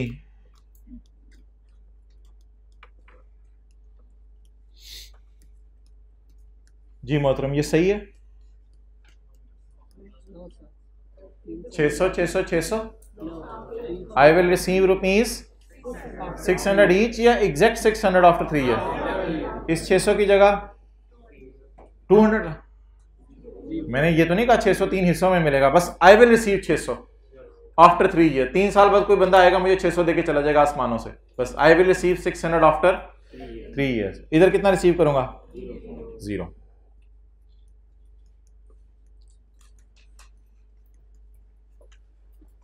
क्या मुझे बताएं, ये जो 600 है ये एक से ज्यादा दफा आ रहा है? तो जब 600 एक से ज्यादा दफा आ नहीं रहा तो सिंपल वाला फॉर्मूला लगाएंगे या एनओटी वाला? सिंपल वाला। अब मैं कहां खड़ा हूं? 1 जनवरी 11। Present value on 1 January 11 is equal to 600 into 1 plus I raise to power minus, where n is number of times 600 is appearing, और simple formula में n is the period। how many periods can you see? कितने अरसे आपको नजर आ रहे हैं? 1 2 3। उधर मैं खड़े होकर अगर देखूं तो कितने साल बाद ये 600 आएगा? तो 600 into raise to power minus 426।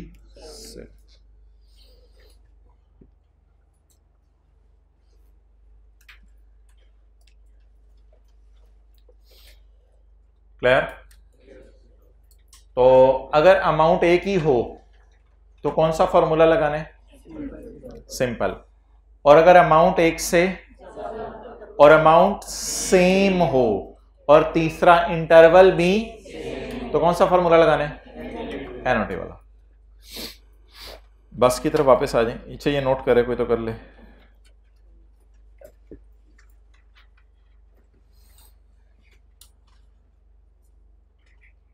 दो तीन दिन बाद होमवर्क भी मिलना शुरू होगा, लेकिन इसका मतलब ये नहीं होगा कि आपने क्लास वर्क नहीं करना। क्लास वर्क ज़्यादा इंपॉर्टेंट है, क्योंकि क्लास में जो चीज़ें पढ़ाई जाती हैं वो इंश्योर करती हैं कि सिलेबस पूरा हो गया है। होमवर्क से सिलेबस कंप्लीटनेस इंश्योर नहीं होगी।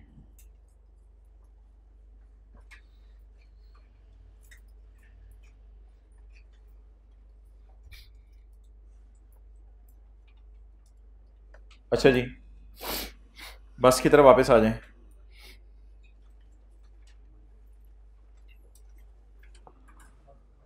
अच्छा मोहतरम, हम किस दिन खड़े थे? 2013, 14, 15 में बस इस्तेमाल हो चुकी है। हम खड़े थे 31 दिसंबर 15 को, और 31 दिसंबर 15 को खड़े होके हमारी बस जो है वो किताबों में 500 की नज़र आ रही थी या 500 माइनस 300 200 की नज़र आ रही थी। अब हमारे पास 31 दिसंबर 15 को खड़े होके दो ऑप्शंस हैं। ऑप्शन नंबर 1 कि हम बस को एज इट इज बेच दें, और बेच के देखें 200 दे के जाती है या बस की इतनी बस होगी है कि 200 भी दे के नहीं जा सकती। पहला सवाल ये होगा।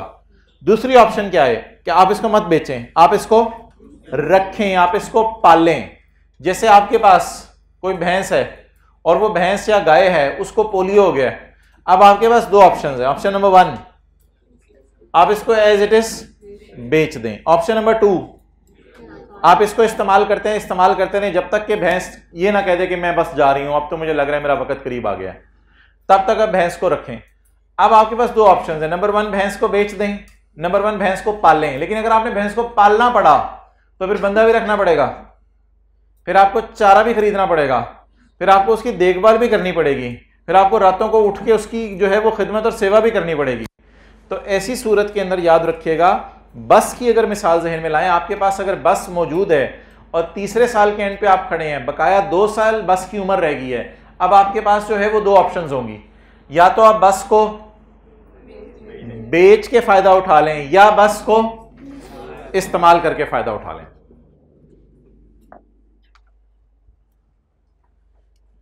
बस में क्या वर्थ है, इसे कहते हैं रिकवरेबल अमाउंट।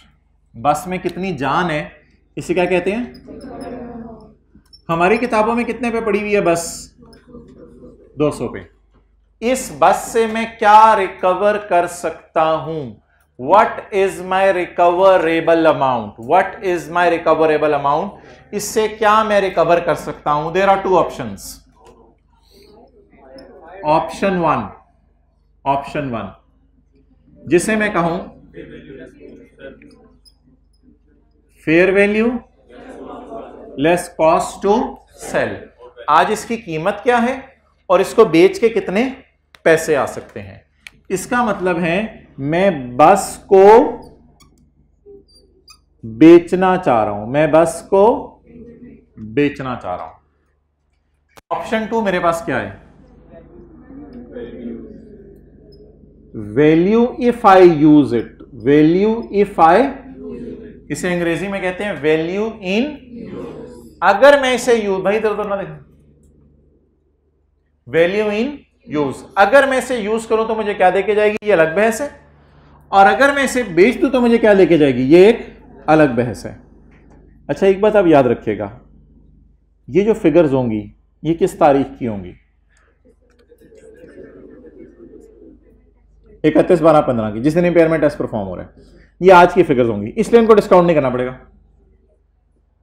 क्यों? 31/12/15 को कोई कंपेटिटर आया तो मैं अपनी बस से ही साइड पे जाके जरा पूछ लूं, मेरी बस इधर आना जरा। बस को ड्राइंग रूम में ले गए, बस अगर मैं तुझे बेच दूं तो क्या देके जाएगी तू? ये उसकी फेयर वैल्यू हो जाएगी। बस कहेगी मैं तो गुजरांवाला में जाके अच्छी बिकूंगी, तो गुजरांवाला लेके जाने का खर्चा भी आएगा, कॉस्ट टू सेल। ये दोनों फिगर्स आज की होंगी या फ्यूचर की होंगी? तो इस वैल्यू को आपने कभी डिस्काउंट नहीं करना, ऑप्शन 1 को आपने डिस्काउंट नहीं करना, there will be no need of discount. और अगली बात, अच्छा एक बात मजे की पुत्र, एक बात मजे की, यह है हिस्टोरिकल डाटा, ये क्या है? और ये दोनों एस्टीमेट है। ये दोनों क्या है? हमें कंफर्म तो कोई नहीं ना, बस कई दफा आप सोचते हैं चीज इतने की बिकेगी, बेचने जाते हैं, ओ यार मैंने तो कुछ और सोचा था, बिकी कुछ और। तो ये दोनों फिगर्स के साथ एस्टीमेट का या इस किस्म का लफ्ज भी लिखा हो सकता है। अच्छा, अब वैल्यू इन यूज तो बिल्कुल ही प्योरली एस्टीमेट होगी, इसमें तो शायद इस दिन जाके बाजार की कीमत तो लगवा सकें ऑप्शन 1 में, ऑप्शन 2 में तो सारी चीजें ही अंदाजा होंगी। कैसे अंदाजा होंगी? भैंस है, अब वो कहती है मैंने 4 साल तुम्हारे साथ रहने हैं, तो अब 4 साल में कितना दूध देगी? भैंस ने कहा मैं बताती हूँ, हमने कहा ठहर जा तू बताती है, तुझे अपना नहीं पता। तो value in use is purely estimate, ये एक अंदाजा होगा। हमारी बस में फ्यूचर में कितनी सवारियां बैठेंगी कोई पता? वो क्या किराए क्या होंगे कोई पता? अंदाजे लगाना पड़ेगा ना। तो ये तो प्योरली क्या फिगर्स होंगी? एस्टिमेट की बेस पे होंगी। लेकिन एक मजे की बात, इसमें भी बस बिकेगी। जाहिर बात है अगर आप 2 साल इस्तेमाल करेंगे, टोटल लाइफ 5 साल है ना, 3 साल तो इस्तेमाल होगी, बिकने का डेटा इसमें भी दिया होगा। तो बिकने का डेटा पेपर में 2 दफा दिया होगा। नंबर 1, एक इस दिन का बेचने का डेटा दिया होगा, इसे डिस्काउंट करने की जरूरत। एक इस दिन का बेचने का डेटा दिया होगा, इसे डिस्काउंट करने की जरूरत। लेकिन इधर बेचने के डेटे के साथ यूज का डेटा भी दिया होगा। जिस बस को आपने अपने पास रखना है, जिस बस को आपने बेचना है या चलाना है, जिस बस को आपने चलाना है, पालना है, उस बस के लिए आपको 2 साल तक ड्राइवर भी रखना पड़ेगा, 2 साल तक पेट्रोल का खर्चा भी होगा, 2 साल तक टोकन टैक्स भी जमा कराने पड़ेंगे, 2 साल तक आपको बस की रिपेयर भी करवानी पड़ेगी, और 2 साल तक आपको किराया भी आता रहेगा, और 2 साल बाद बस को बेच के पैसे भी आएंगे। लेकिन ये पैसे इतने ज्यादा नहीं होंगे जो इधर आएंगे, क्योंकि ये कब पैसे आएंगे? 31 दिसंबर 15 को, और बाकी लाइफ इसकी 2 साल रह गई है। इस डेटे के अंदर बस को बेच के पैसे कब आएंगे? 31/12/17 को, 2 साल बाद आएंगे। पढ़ लें अगला डेटा सारा।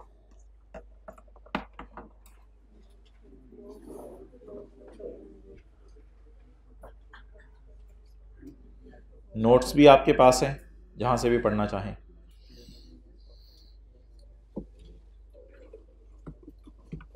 अगली लाइन में कोई लंबे कद वाला बैठा हो तो प्यार से उसके कंधे पे हाथ रख के थोड़ा नीचे होके रिलैक्स होके बैठ जाओ, ये कह दिया करें उसे, और वो बुरा भी ना मनाया करे। और ये जो बचपन में फिक्रे सुनते होते थे ना, बाहर निकल तू, ये है वो है, खुदा के लिए आप बड़े हो जाएं, पुरवकार जिंदगी गुजारें, क्लास खत्म होने दे, क्या जाहिलों वाली बातें। नबी सल्लल्लाहु अलैहि वसल्लम ने पूरी ज़िंदगी किसी को नहीं मारा सिवाय जंग के, इसलिए हाथों को अपने कंट्रोल में रखा करें। पॉइंट 2, ऑन 31 दिसंबर, जबान को भी, ऑन 31 दिसंबर 2015, 31 दिसंबर 2015 को future cash flows are estimated as follows.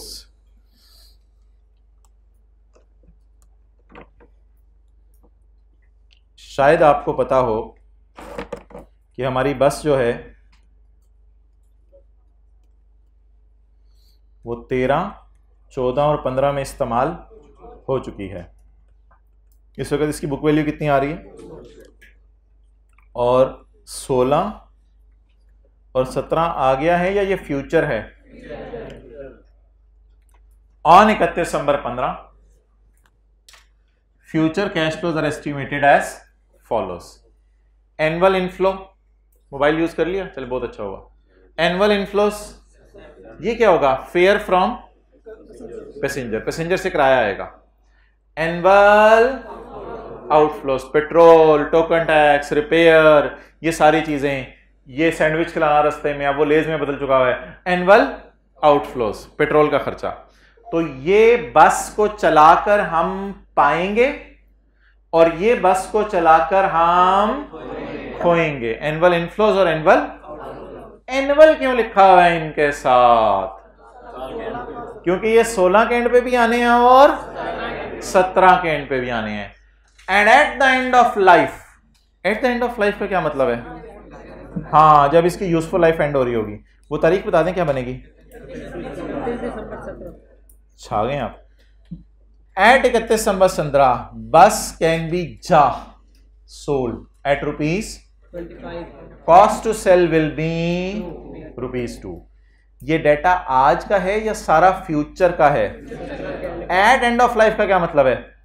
31 December 17। अब आप मुझे बता दें कि यहां पर मैं 70 माइनस 15 लिखूं या 55 लिख दूं? 55 55 लिख दूं, इधर कोई मसला तो नहीं। 70 क्या होगा? 2016 के एंड पे सवारियों से कितना आएगा? 70। इस सवारियों से पैसे आने के लिए पेट्रोल का खर्चा कितना होगा? 15 का। 70 minus 15, 55 will be my net inflow. 55 इधर आ जाएगा। 70 माइनस 15 55, डन। और इधर भी कितना आएगा? 55, डन। अच्छा, अब आप मुझे बताएं, एक और लाइन है मेरी लिखी हुई पॉइंट 3 में, bullet. At the end of life bus can be sold at ₹25, cost to sell will be ₹2। इधर बताएं मुझे कितना आएगा? 25 माइनस इज इक्वल टू 23। बस को मैं बेचूंगा, लाहौर में मैं बैठा हूं, कसूर में जाके मैं कसूर करूंगा बस को बेचने का। 25 में बस बिकेगी और बेचने के लिए रास्ते के अंदर मुझे कोई पेट्रोल खर्च करना, कोई और चीजें खर्च करनी पड़ेंगी, किसी को कमीशन देना पड़ेगा, कोई और मसला होगा।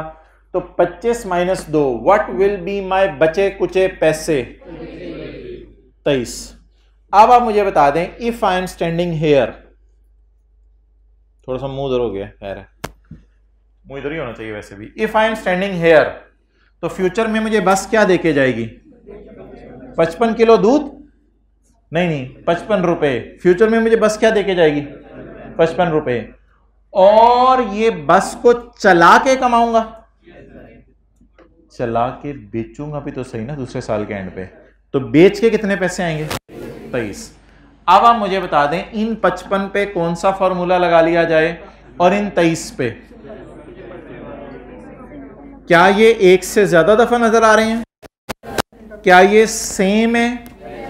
क्या इनका इंटरवल सेम है? तो इसका मतलब इन दोनों 55 को किस फॉर्मूले से गुजारा जा सकता है? एनओटी के फॉर्मूले से गुजारा जा सकता है।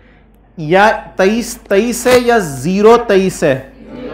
023 है। 23 कितनी दफा नजर आ रहे हैं? तो एक दफा जो फिगर नजर आया उस पर एनओटी वाला फॉर्मूला तो लग नहीं सकता। तो इसलिए इसको कौन सा डिस्काउंट करें? इसको कितने साल पीछे बुला लें? 2 साल। और इसको 2 साल पीछे बुलाएं या इसकी क्वांटिटी काउंट करें? एक दफा नजर आ रहा है 55 और एक दफा नजर आ रहा है। कितनी दफा नजर आ रहे हैं? 2 दफा। तो इस पे एनोट ऐसा भी कर सकते हैं, वो फिर अजीब सा काम हो जाएगा।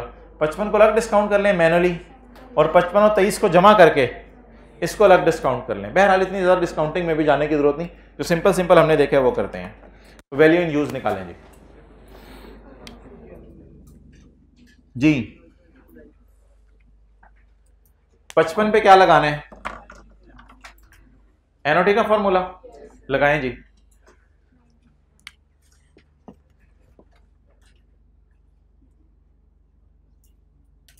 One minus 1 point, discount rate कितने परसेंट है? 12%। 1.12 raise to power how many times the 55 is appearing? Raise to power minus divided by 0.12 ना बोला करें, पॉइंट के बाद बोले को 12 बोलते हैं, 0.12। ये 55 हो गया। नेक्स्ट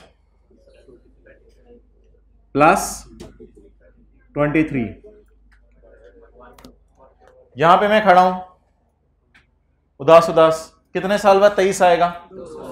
2 साल। How many number of periods between 1 point raise to power -2? जी जवाब बता दें। 111। ये वाली फिगर खुद निकाल लें, अगला सवाल, अगला लाइन पढ़ के। इम्पेयरमेंट लॉस भी कोई निकाल सकता तो निकाल लें।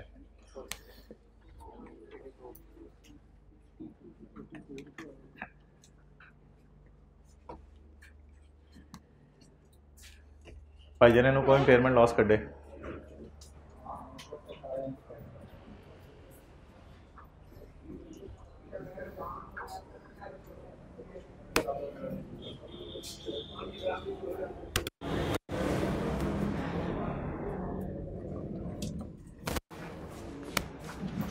ले भाई तूने कब लिखना शुरू किया, जल्दी कर,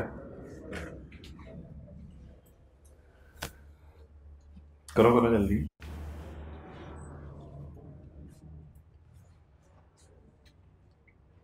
ना ना भाई फेयर वैल्यू नहीं लिखा हुआ मैंने, fair value minus cost to cell.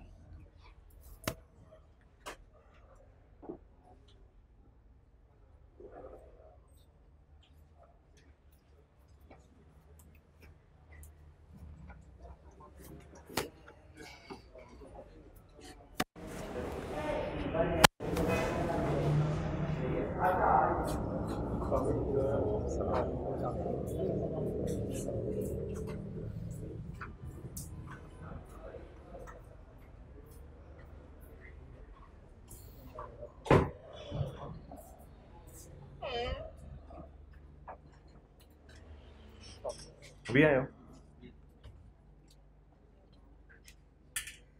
अच्छा, आज जो हज़रात लेट हुए हैं पहले दिन की वजह से यूट्यूब पे लेक्चर अवेलेबल कर देंगे, लेकिन ये नॉर्म नहीं होगी। नॉर्म को क्या कहते हैं उर्दू में?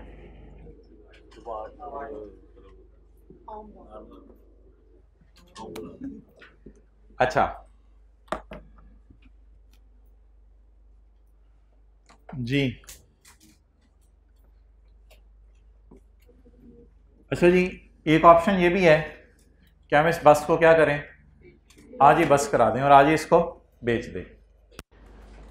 इफ वी सेल बस टुडे दैट इज 31 दिसंबर 15, अगर आज हम इस बस को बेचें तो इसकी फेयर वैल्यू कितनी है? 130, और कॉस्ट टू सेल, इधर क्यों बस की फेयर वैल्यू इतनी कम आ रही है? 25 रुपए की बिक रही है। 2 साल गुजर चुके ना, 2 साल गुजरने के बाद बेचारी की जान निकल गई होगी। तो लेकिन अगर आज बस को बेचें तो कितने देके जाएगी? लेकिन बस को बेच के पैसे आपको पता है आते हैं, बस को बेच के पैसे इन फ्लो, और कॉस्ट टू सेल बेचने का खर्चा। यार इधर ही सुन लिया कर, इतने दिनों तो नहीं बाहर जाना है, इधर ही सुन लिया कर। अच्छा, कॉस्ट टू सेल ये क्या है आपका? आउटफ्लो, तो बेचने का खर्चा। आप बता दें 130 माइनस 14,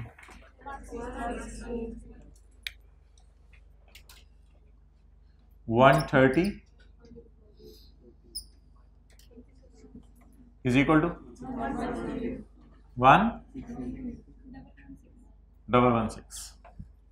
जी मोहतरम, एक चीज आपको इस्तेमाल करें तो 111 देके जाएगी, और एक चीज अगर आप बेच दें तो आपको 116 देके जाएगी। आप बताएं डिसीजन मेकिंग में आप क्या पसंद करेंगे? 111 पसंद करेंगे, 116 पसंद करेंगे? 116 पसंद करेंगे। भाई कह रहे हैं 5 रुपए से क्लियर की टॉफी आ जाती है, तो 5 रुपए और। अच्छा, तो 5 रुपए 116 यू विल लाइक। तो एक बात याद रखिएगा, जब डिसीजन मेकिंग हो और हमें पैसे आने हों, तो जब पैसे आने हों तो डिसीजन लेते हुए कौन सी फिगर देखी जाएगी? वो कुछ कोई और स्टैंडर्ड था, वो लोअर ऑफ कॉस्ट स्टैंडर्ड वी वही कोई और था, वो पड़ी हुई एक इन्वेंट्री होती थी जिसके ऊपर हम कोई टेस्ट लगाते थे, वो अलग चीज़ थी, उसको भी साइड पे रखें। मुझे बताएं, मेरी बस को मैं बेचूं या रखूं? लेकिन इसका मतलब ये नहीं होगा आप बेच देंगे। ये याद रखिएगा, इंपेयरमेंट टेस्ट का मतलब ये नहीं कि आप बेच देंगे, आप रखें, कोई मसला नहीं, हो सकता है मार्केट कल कल को बदल जाए। लेकिन फिलहाल मुझे बताएं, वो बस जो हमारी किताबों में, एक फाइनल फिक्र आने लगा है, वो बस जो हमारी किताबों में 200 की नजर आ रही है, मैक्सिमम कितना देके जा सकती है? 116। तो रिकवरेबल अमाउंट हुआ करेगी हायर ऑफ ऑप्शन 1 और ऑप्शन 2 में से हायर 116। तो 116 को अब आप आउटर कॉलम में लिख लें, इधर ये आउटर कॉलम है। आप बता दें जी 200 की बस की रिकवरेबल अमाउंट क्या है? रिकवरेबल अमाउंट जो हम उससे रिकवर कर सकते हैं 116। इसका क्या मतलब है?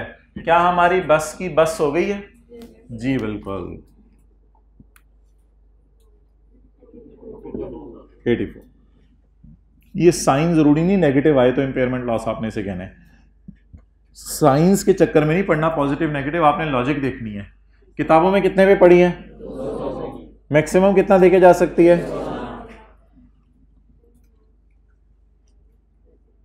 Impairment loss 84।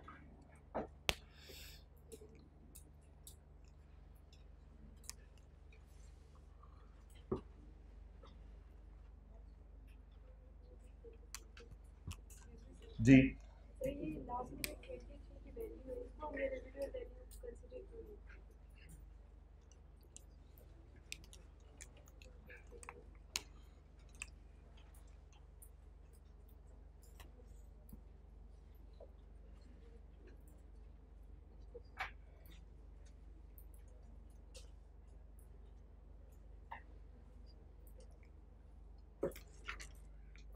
अच्छा, एक डेटा आपको हिस्टोरिकल दिया होगा, एक डेटा आपको आज का दिया होगा, एक डेटा आपको फ्यूचर दिया होगा। कौन सा डेटा आपको हिस्टोरिकल दिया होगा? हम खड़े किस दिन है? 31/12।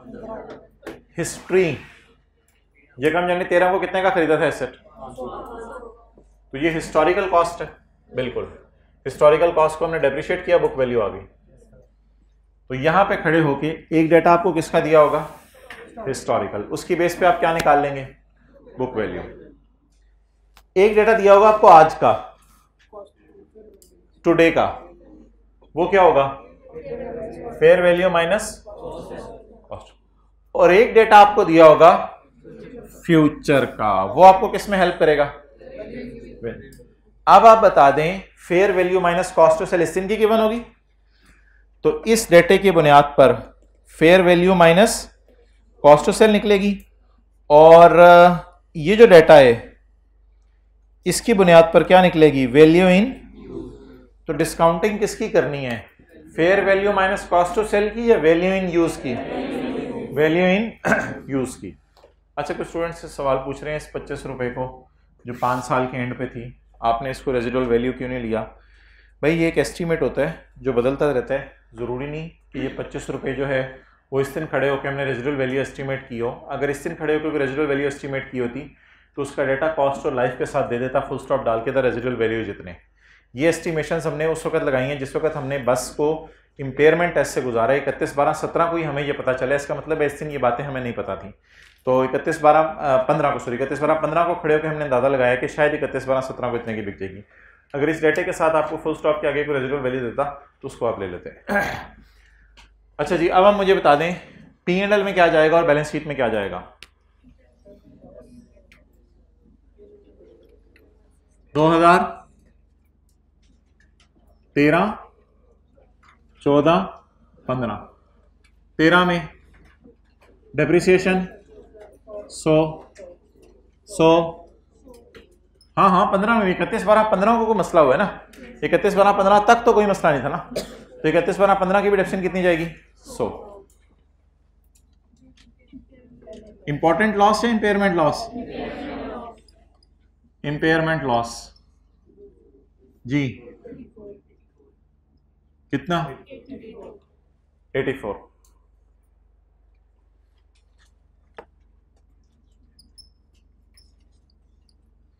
बैलेंस शीट में क्या जाएगा जी? बस जाएगी नॉन करंट एसेट्स में, property plant and equipment, cost minus cumulated minus accumulated impairment loss. कितने की खरीदी बस?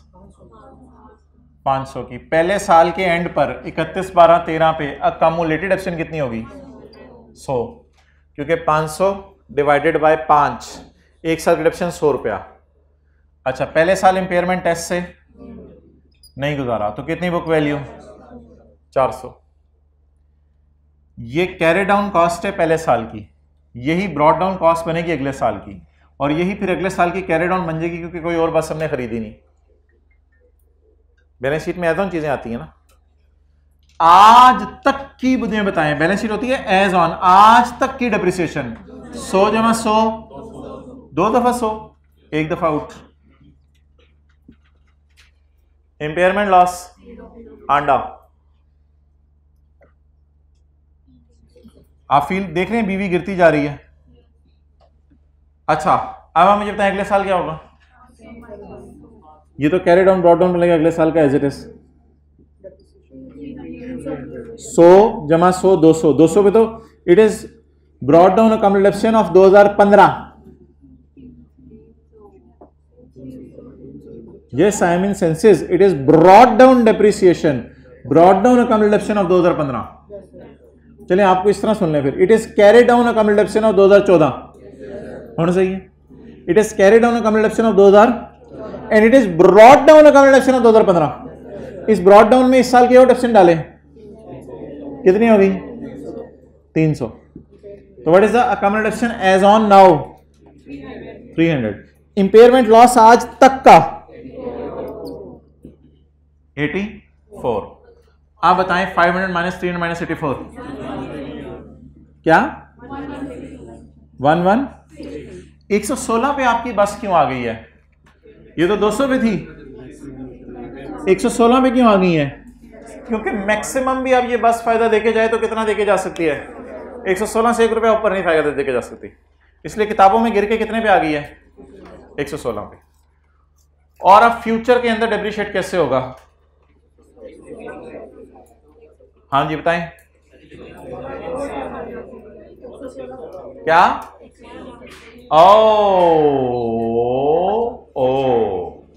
भाई फरमा रहे हैं अगले सालों में डेप्रिशिएट करने की जरूरत नहीं, क्योंकि हम बस को सेल कर देंगे। जरा कैच करना,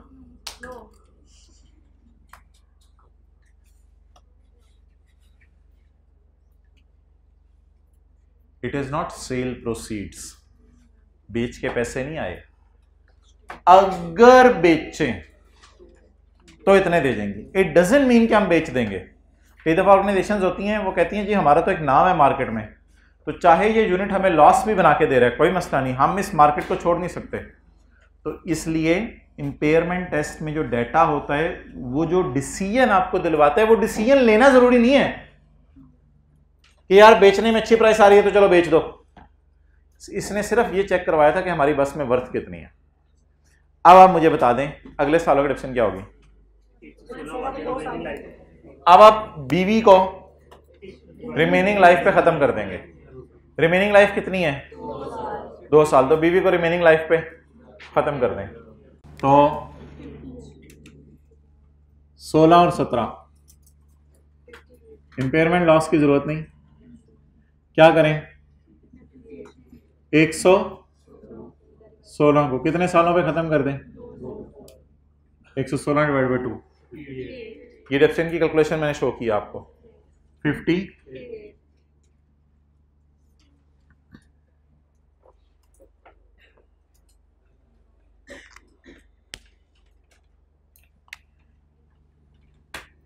जी 500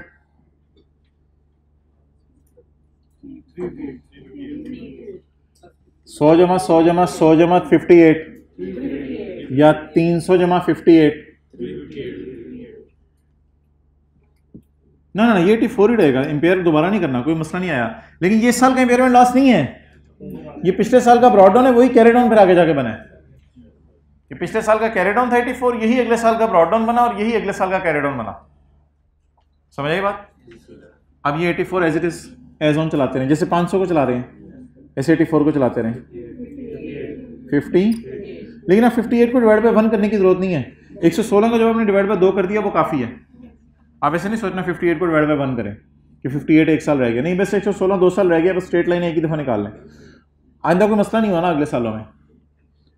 58 500 358 कैरी डाउन है, ये अगले साल का क्या बनेगा, ब्रॉड डाउन। ब्रॉड डाउन में ये डालें 58 4,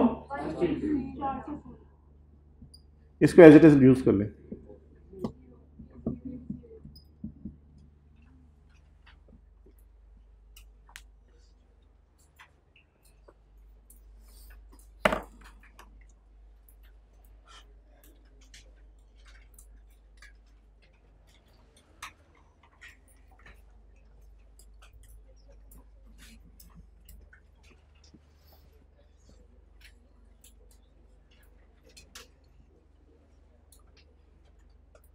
जी भाई, पहले साल कितनी एंट्रीज होंगी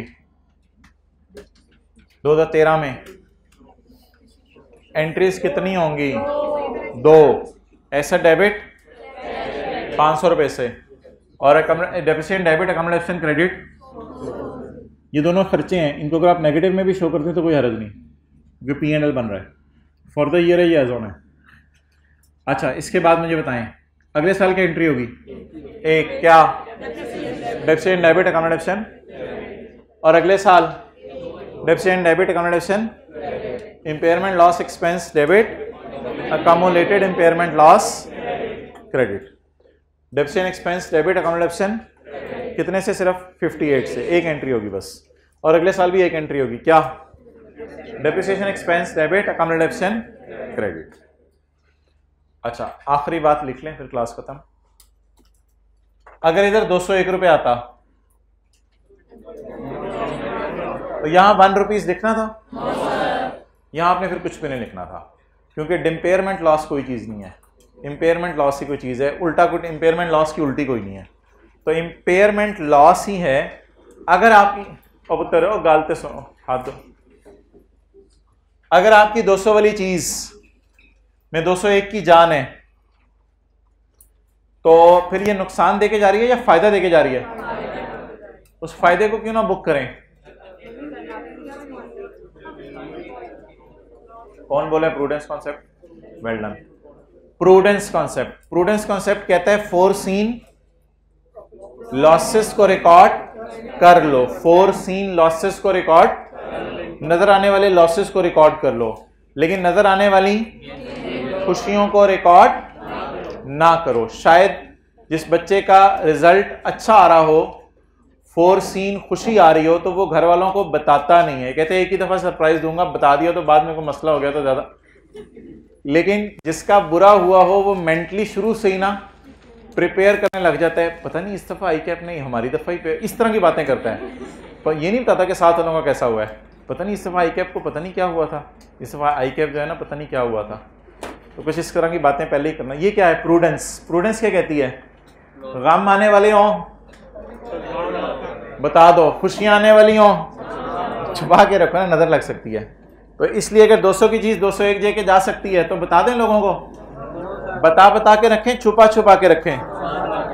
चलें जी, रजिस्टर बंद कर दिया आप लोगों ने, तो मैं एक चीज नोट कर लूं, इफ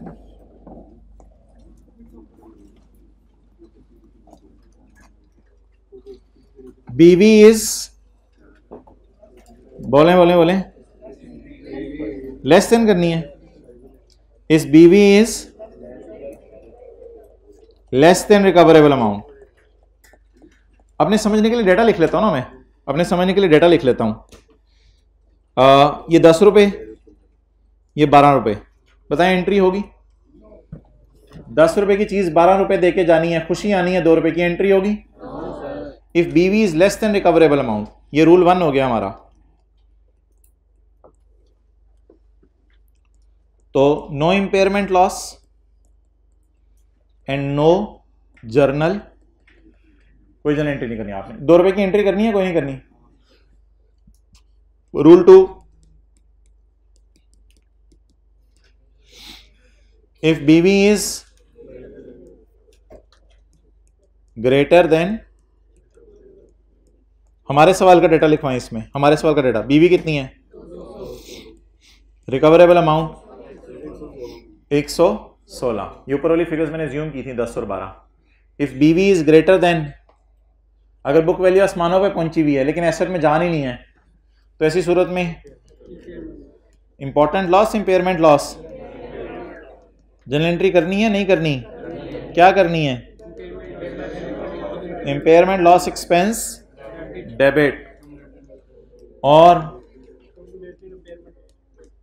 अकमुलेटेड इंपेयरमेंट लॉस क्रेडिट, ये जनरल एंट्री होगी। इंपेयरमेंट लॉस एक्सपेंस डेबिट और अकमुलेटेड इंपेयरमेंट लॉस क्रेडिट।